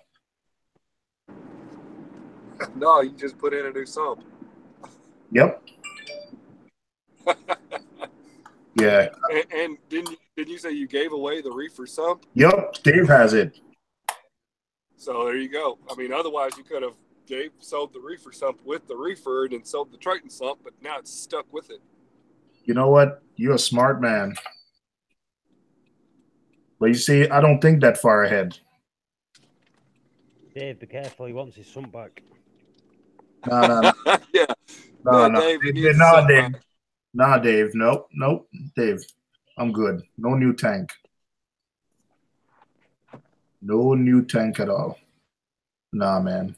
My wife will kill me. She's probably listening to the stream now, but she's probably in the bedroom listening to the stream. But no, honey, we are not getting a new tank. And I love you. I love you. Yeah. No, I'm not getting a new tank, man. This is okay. This is good enough for me. But you also got to remember this is Seymour. I want, of course, I want a bigger tank. We all dream of a bigger tank, but I don't think so. Unless my wife comes to me and say, "Honey, I really want a bigger tank," then I'll consider. Because then, when I start buying crap or spending money, but I don't think so. Dairy Queen's got a dipped strawberry blizzard. I'm getting 2 of them. Oh man, we don't have Dairy Queens in New York City. Man, Pelfrey, come on, man, messing me up right now. I'm gonna go make a strawberry daiquiri with tequila. All right, so I think I fixed this bad boy.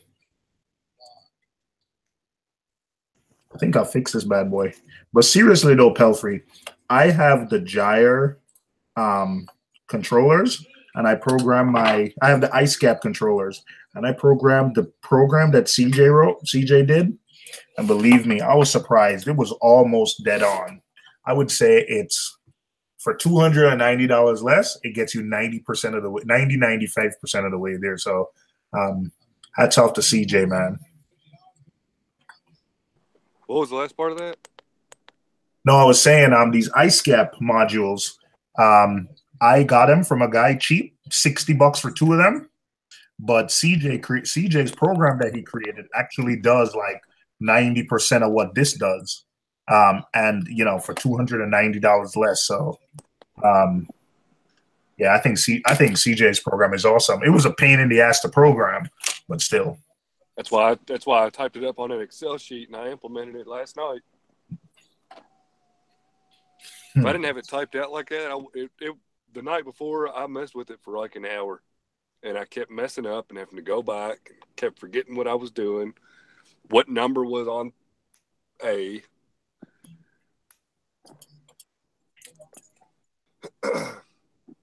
So I typed it up on Excel.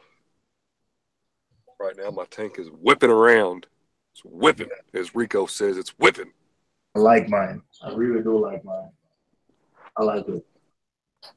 I did a water change last night. I need to do another one. My alkalinity's been low. How low? Well, lower than what I wanted. It's at 7.4. Reef Keeper wants you to share the graph for gyres. So, Pelfrey, did you make it a Google sheet? Do you mind sharing it so I can send it to Reef Keeper? I don't have it as a Google sheet, but I can take care of that tomorrow. Yeah. All right. So, Reef Keeper, when Pelfrey sends it to me, I'll Pelfrey, hey, put it on your website. Might get some traffic. That's what I'm going to do. All right. I already got memes on there, by the way. So we were looking at them today. Hilarious. Hey, did you see the Tesla meme? No, I saw the ones with Rico. You know that Tesla put a car out up in the. Oh space? yeah, I saw that. Yeah, I added a Tesla meme to the page too. It's going to the asteroid belt, isn't it? I'm sorry. It's going to the asteroid belt. They said they was going to what they wanted to do. They wanted to send it to Mars, didn't they? Oh, I didn't see that one today. Yo, this is hilarious. Is this what you do at work, Pelfrey, when you should be solving crimes? Well, I come up with ideas as I'm doing other things. Then I just kind of edit pictures as I'm waiting on things to happen. Put the link in the chat so everyone can see it. Oh, all right. Rico was dying. Exclusive said his heaters. Can you fix my heaters now? Exclusive, you messed with the programming you got the other day, right? I bet. Let me log in and check because I'm pretty sure you got perfect programming. You're.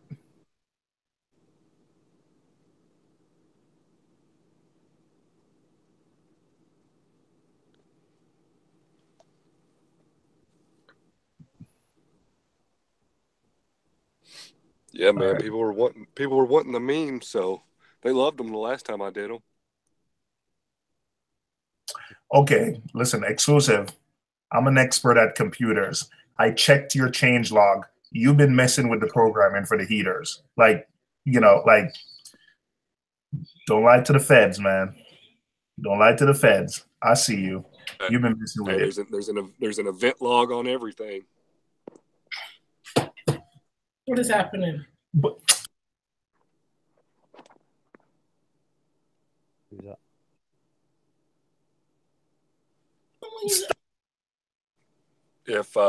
If Reef Keepers can hear me, he can message me on Hangouts, and I can send him a screenshot of it if he wants to do it now, because I know it's like 3 o'clock in the afternoon for him. Phil, do you want to jump in and do that so you can get it on the Hangouts? Steve, it's not a bad link. Just take away the .html at the end, and it works. Yeah, if you go to pelfrey.net, pelphrey.net, click on memes, you'll get there.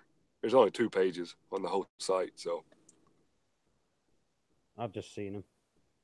Speaking in the people in the Triton.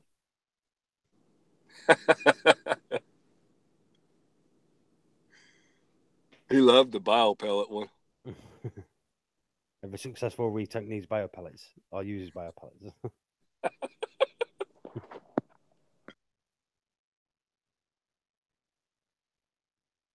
You should do one with Seymour. I'll buy that. As soon as someone mentions something, he buys it.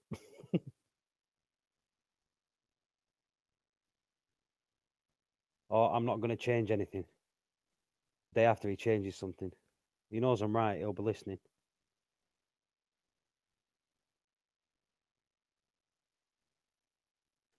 I'm just flashing all my memory cards now. So I can use my GoPro when I'm in Dubai and Oman. Go snorkeling with the coral reefs. I'm jealous. That's one of the places I'd like to go. Which one? Dubai? Dubai, yeah. I've just booked the desert. You know, like going in the 4x4s in the desert, up the dunes. I just booked all that. I booked that. I booked the camel rides in the desert. Hey, you ever heard of Casey Neistat? No. Yep. Check out one of his videos where he flew on that. What was that? Emirates. Oh no! I have seen. He got upgraded to first class, didn't he? Yeah. Yeah, I've seen it. I remember that. That's the plane I'm going on. I'm going on that plane. A380. Hey guys, how's it going? You're right, Phil. What's up, Phil? Thank you, sir. Hey, what's up, Pelfrey? Yeah, man, I'd like to check out that graph. If you have it, is it mimic the one that BRS did, where it goes up and down?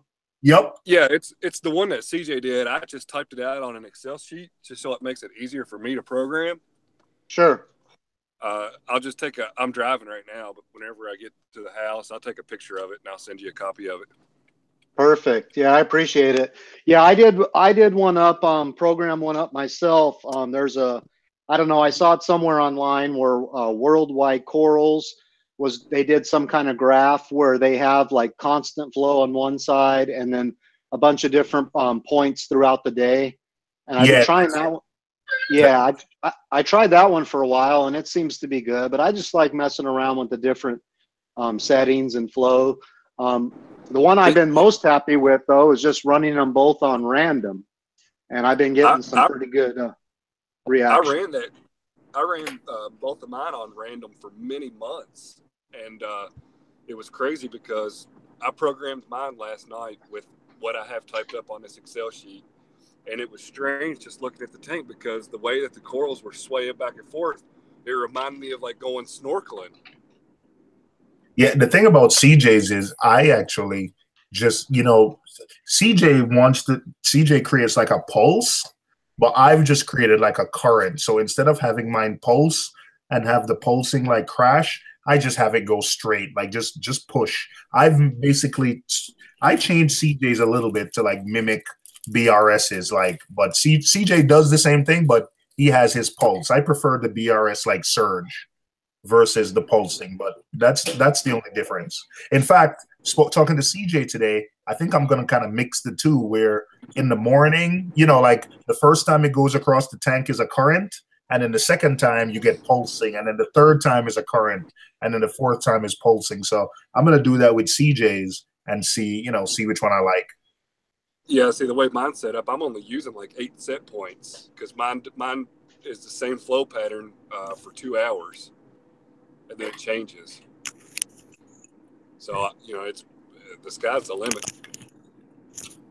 Yeah. Did you alter yours on the way CJ's doing it? The only altercation that I made is I am running pulse, but my pulse is 0.6 seconds, and I'm only running mine at max 60%, whereas he's running his at like 80 or 90%, I think. Gotcha. Yeah, because I have the 250s on mine, so I was thinking that I'm probably going to have to lower that from way down a bit, and then also because my tank's a little bit longer, I'll probably have to play with the the seconds in between pulses a little bit just to kind of fine tune it. Yeah, it don't take very long to get that wave in the tank. So from there, you can just kind of figure out what the maximum flow is that you think that is good for the tank. So my left gyre has to come off the tank to be clean. So I may have to actually reduce the percentage once it's cleaned because you know how those things are.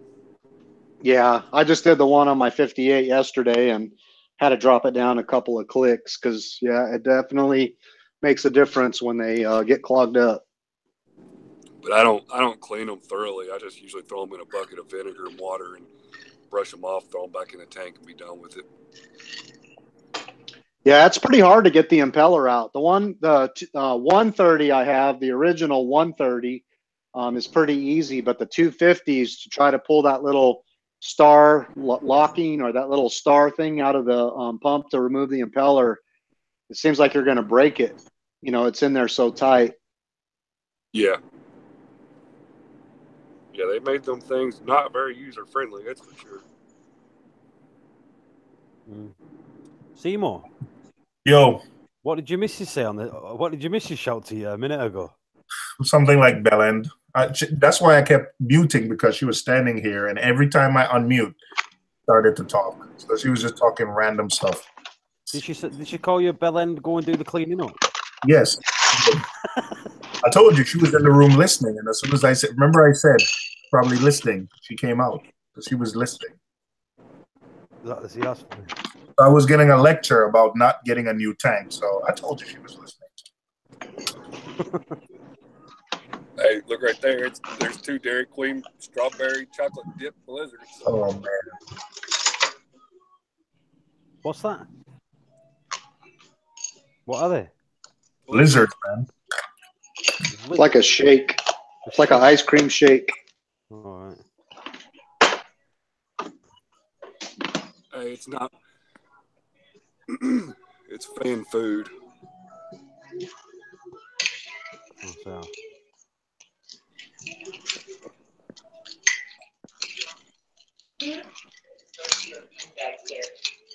So I'm on my 10th day, guys, without seeing the dyno.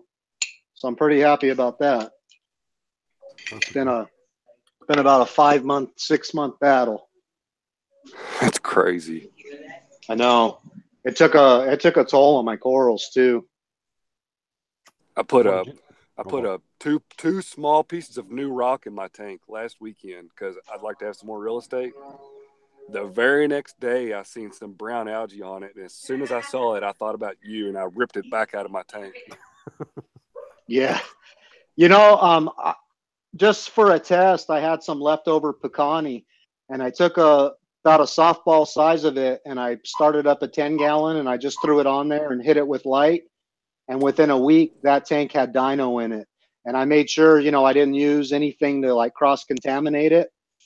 And it just surprises me because, I did the acid bath and bleached the pecani prior to setting it up. That acid should have done away with it alone.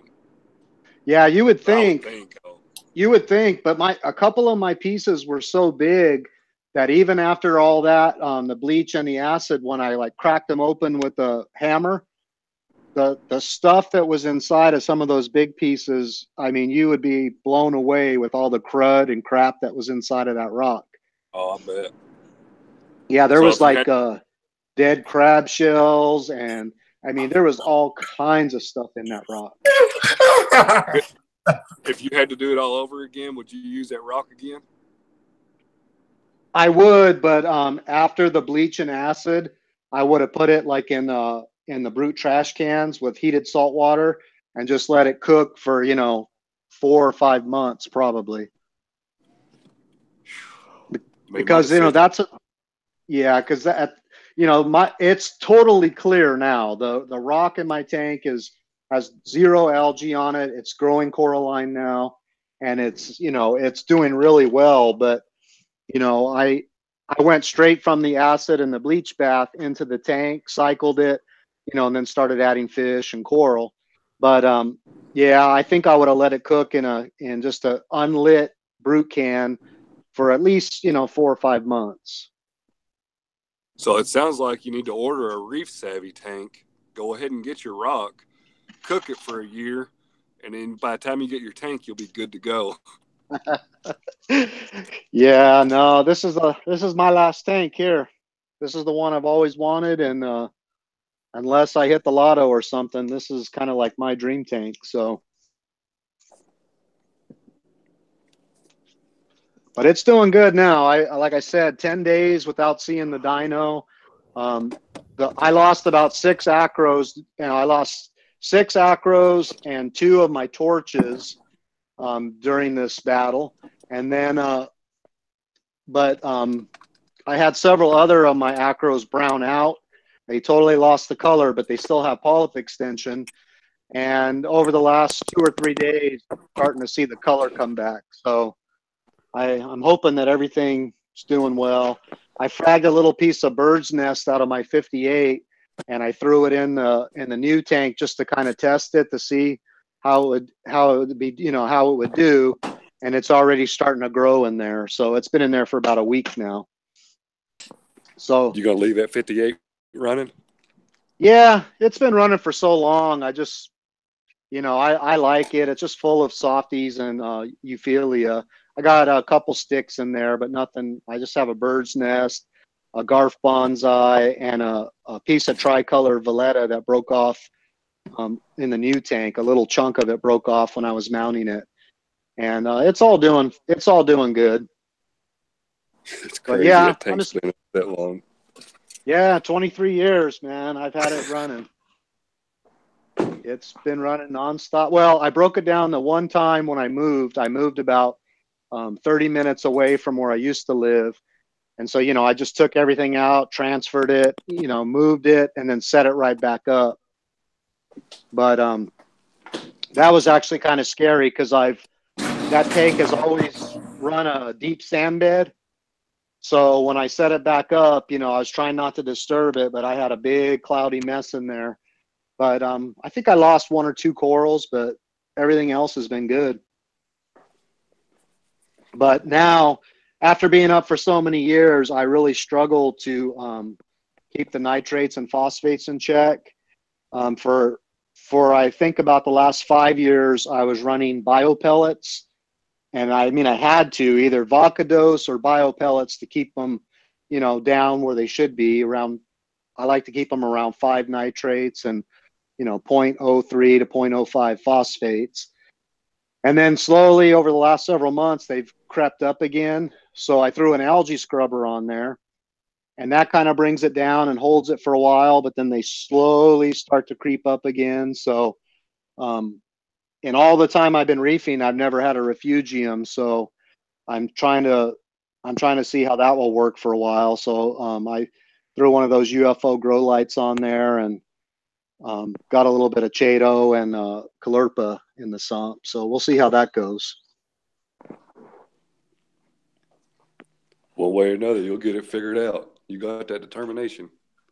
Oh yeah. That's, I started to remove some of the sand, and it's so deep, and there's just so much life and stuff in there. I'm just afraid to, really mess up the system by, taking too much out. So I've probably removed 10 pounds of sand over a course of, probably 8 months to a year. So I'm going super, super slow.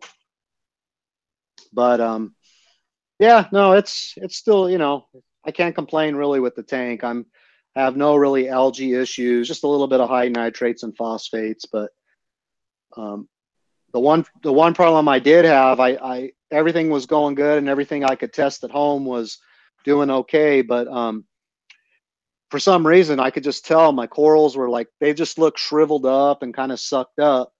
And so I sent off a Triton test and it came back. Everything was in the green except for my zinc. And the zinc, I think the set point is supposed to be like 8 or 9. And mine was like 190 or something. It was way off the chart. And so, I looked at their recommendations because I had no idea what could cause that. And they said, well, if you wear lotions on your skin, which I don't, or if you do this and that, and none of that stuff really applied to me. But so I checked all my equipment, and the only thing I made one of those screen tops from Home Depot. Yeah, I remember you saying that now. Yeah, and it was corroded. So I pulled that off and I put an acrylic lid on it. And I just sent off a Triton test this last week, so I'm waiting for the results. They should be in any day now to see if that zinc level went down. But I can tell you, ever since I pulled that top off, the corals have perked back up. So I strongly suspect that's what it was. That's what was doing it. Yeah, I went on O's recommendations. I put the Neptune lunar lights on my tank, and I removed my screen top. And since I have moonlights on, I mean, they're on every night now. I haven't had a screen top on my tank for about 2 months now, and I haven't had a problem yet. So, but I had a screen top. Nice. I had a screen top similar to the one that you had that was creating or supposedly creating the problems. So it kind of took me down that path because you said it corroded, and I'm sitting here thinking, well, I really don't want to put a lot of money in the tank and then have the screen, a $12 screen top, Right. The funny thing about it though is I had stepped on it one time when I was doing a water change, and Home Depot was out, and I went to Ace Hardware, and they had it just looked like unpainted, just plain aluminum frame, and that's the actual frame that corroded. The other painted, it was like a gray painted frame from Home Depot. All these years I've had it has never corroded. So I'm thinking it had something to do with that particular, frame that I got from Ace Hardware. Yeah. So we'll see though. I should know in a couple days. I just walked into the garage a little bit ago. I'm gonna walk inside, get the kids a bath, get them situated or whatever, and then I'll get you that screenshot of that Excel sheet. Okay, perfect. Awesome. Yeah, for some reason, if it doesn't go through, I'll just go to your website, and I saw your email on there, so I'll shoot you an email or something, and you can send it to me that way. If for some reason I don't get it through Hangouts. Yeah, it's no problem. I'll probably put it on the website, so it makes it a little bit easier too. So cool. Appreciate it, man. Thank you. Hey, no problem. All right, I'll see y'all later. All right, take it easy. I think you're the only one in here now. All right. Yeah. All right, I'm out. All right. Thanks again, Pelfrey. Hey, you're welcome.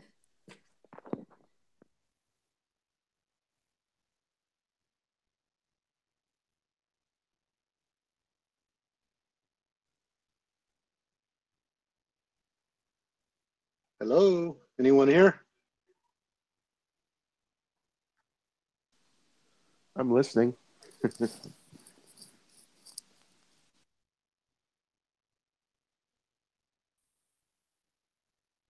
Yeah, it'll be nice to try that new schedule from him. I've been messing around with these gyres for a while, trying to dial something in. So it'll be nice seeing what he's got.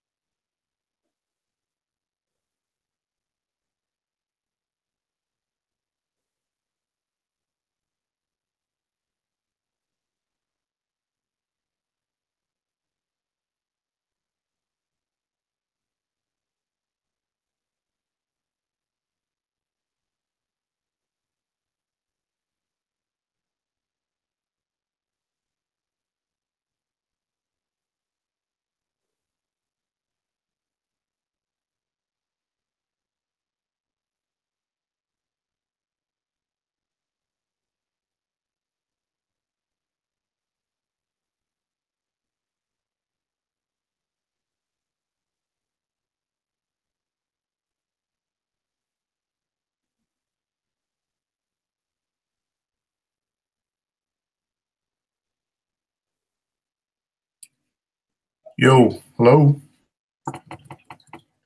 Hello. Oh, I thought you guys left. No, I was helping exclusive with something. Oh, I didn't even know you guys were still on there. Yeah. Yeah. What'd you help him with? Something to do with his apex. With his heater? Yeah, I think, yeah. Listen, the other night we were on here and we helped him program his heaters, and I think he changed the programming, but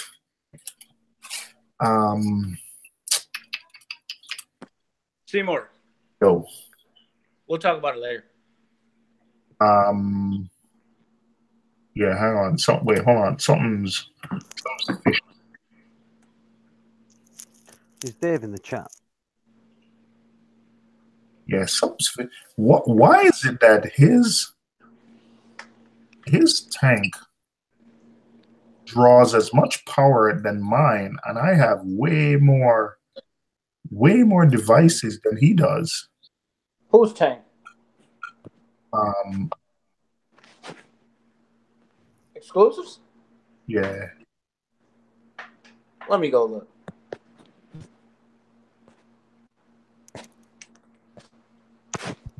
Where's Dave? Well, Dave. his tank ain't right now. It's only drawing 24 watts. Yeah, I'm looking at earlier today, but yeah. Listen, I don't know. It's 24 watts. Yeah, I don't. I think. Listen, I think what I think happens is I think his heater is a different. The thing about these heaters, especially, I think he uses the Finex heaters, which I mean I've used those before. Yeah, I've used those before. I think the one thing with the Finex is they take a long time to heat the tank, but I think they're okay heaters. But the problem with the Finex is, hang on a second, it's calling me back. With the problem with the Finex is that they come, the temperature is way off when they come. They are way off. So when I got mine, I had two of them. When I got them, they were like 10 degrees off. But they're digital thermometer, they're a digital heater, so it's easy to calibrate them.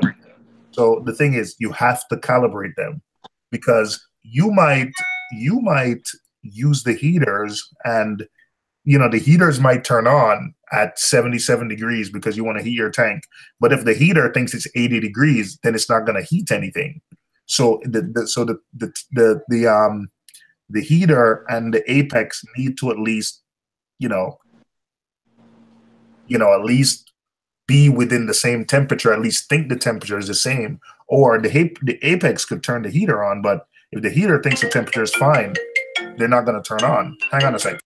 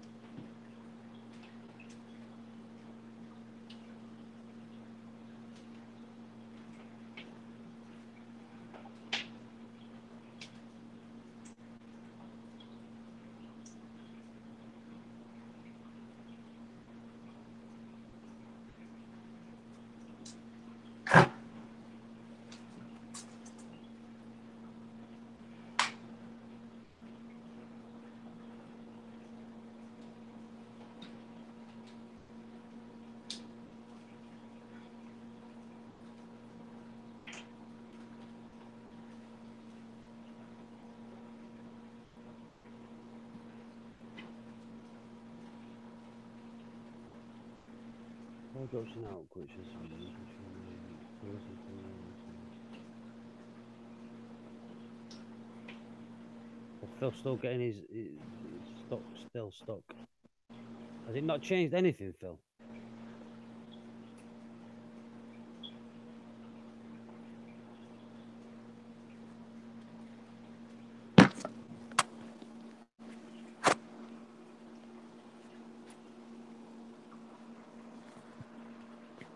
Yo. Can you guys hear me? Yo. Hey, Scott, you there?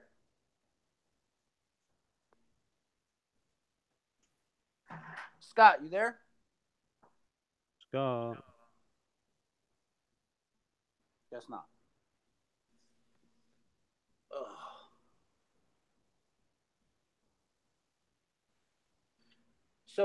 So Paul, you there? Yeah. So me putting a calcium reactor on a nano tank, is that a good idea and why? Or is it not a good idea and why? Putting a calcium reactor onto it. Couldn't tell you. Yeah. Couldn't tell you, mate. Never used one. Don't know how to do it. Don't know how it works. Never done it. Yo, Scott, you there?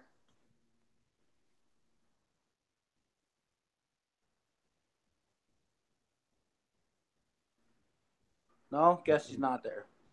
He might come back. He might have just popped off somewhere.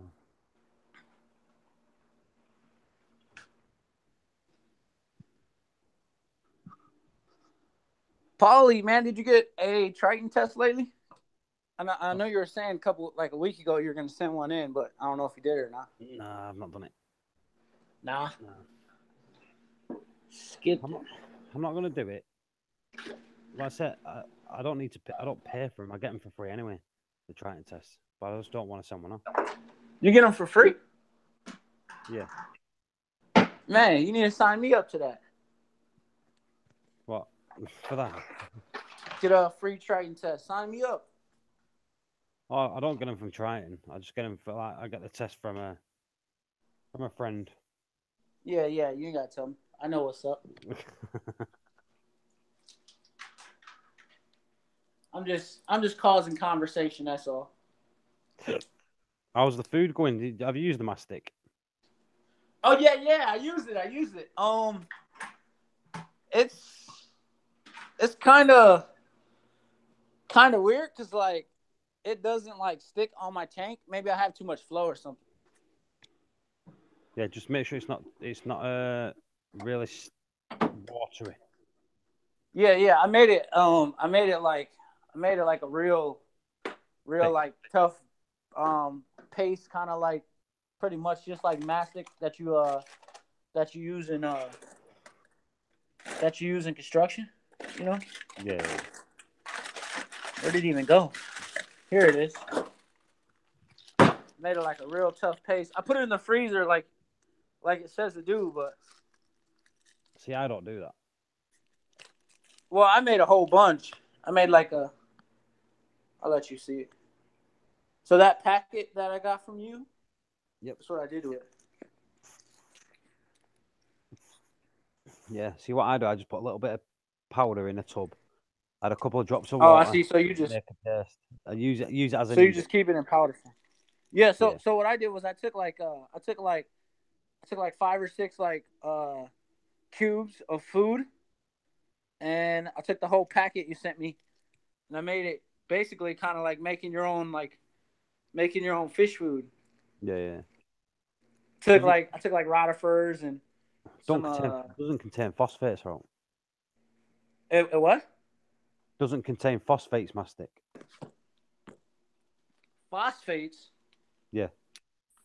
It doesn't have any like phosphate binders in it. Do you know to bind it together and that? Yeah. Well, basically, you get your phosphates from your flake food and stuff. Yep. Most people get their phosphates from their RODI water. That's the biggest one. Yeah. How about the pellet food? Oh yeah, pellet food is same as flake food, but no, that one I sent you. Oh yeah, I use those. Yep. I said that contains the bacteria and all that. All right. Whoa, Kevin's in here? Nope. Just another black guy that sounds like him, huh? Oh, come on, man. One. Bell end. No, he's worse than a bell end. He's a double bell end. He's a knob bell end. Come on, Seymour. I'm black. Are you? Yeah, man. My freaking wife tells me that all the time. Oh boy. I'm not going down this with you. I don't know what your wife tells you. I'm not getting into that, but okay. Well, I am 50% black, Oh boy. 25%, no, 35% white, Oh boy. 15% Native American. Oh boy. And what is your wife? She is 25% Japanese, 75% white, Oh, Caucasian. oh boy. If you've not seen a picture of me, Seymour, I'm 100% black. You, no. Wait, albino. you are 100% black Russian. I'm albino. He said his wife calls him black. I don't think you should be telling people that, Narcosis. I don't. Oh boy. I'm leaving this alone. Wait, Cruz is. Oh, everybody's messaging. Trust me, Seymour. I got big feet. I wear size 14, so you know what that means. Oh. Expensive shoes, baby. Do you know what? When Phil and Thingy with Pelfrey was speaking a minute ago, I was fast asleep, me. Really? Yeah, when you were saying there's no one here before, I'm like, oh, I woke up. Really? That's funny. I asked you if you were sleeping, and you said no. No, I wasn't, because when you said that, you woke me up, so I wasn't. But I was sleeping. CJ. Okay. That's why I was asking if Dave was there, because Dave could start a stream up, couldn't he? Oh no, man! If you're tired, bro, you working tomorrow? No, I'm off. All right, man. So what you do is we could. I mean, it's 8:30 here. If Dave is around, Dave will start up a stream. Dave's stream was fun last night, but man, we could start streaming early tomorrow, man. Yeah, I'm up for that. Like I say, I might have to just knock this on the head. I'm so tired. Yeah, listen, man. An hour ago, I told you sounded tired. You said nope. Yeah. Like I say, I'm off tomorrow, so I'll most probably do a morning stream tomorrow, nice and early. Yeah, I'm gonna go. Nice and early for yous. Yeah, it's gonna be like, if you start in the afternoon, it's gonna be about 8, 9 o'clock. But see, for me, that's great because my wife is still gonna be sleeping. What time is it there, yours now? Only 8:30. So it's 8:30. So if I start it at 1 o'clock in the afternoon, it's going to be 8 in the morning. Yeah, yeah. I might do that. Then. Yeah, but it'll be good. Yeah. Yeah, man. And nothing if Dave, or if I finish what I'm doing. You start one up. Yeah, if I finish what I'm doing, but I rather somebody else do it because I like to pop in and pop out. If I start a stream, I have to be. That's what I'm saying. There's not many people on here as it is. There's no point in keeping it up and running. Yeah, it's all right, man. All right, everybody. Maybe I'll start a live stream later, or maybe Dave will start one. But yeah, I hear you. You're tired, man. I'm absolutely shattered. I hear you. You're knackered. I am knackered. So, night, Seymour. Night, Narcosis. Everyone that's in the chat, I'm going to bed. Good night. Scott. Good night, Scott. All right. I'm staying up. I'm waiting for you guys to start streaming again. All right. Right. Well, the Hangouts will still be here, so you can still chat in the Hangouts. But like I say, I'll shut the stream down, but the Hangouts will still be there if you all want to chat in the Hangouts still. Oh, okay. Yeah, no, but I gotta go, so I don't know if I'll be able to still chat though, Scott. I know usually we do, but I really gotta go. I got. All right. Yeah. If it's anything, all right. You know what? I'll mute, and then when I'm finished, I'll send messages, and if anybody's still up, we can just reconvene. All right. Sounds good. What are you doing? All right. I'm not gonna close my Hangout. I'm just gonna leave.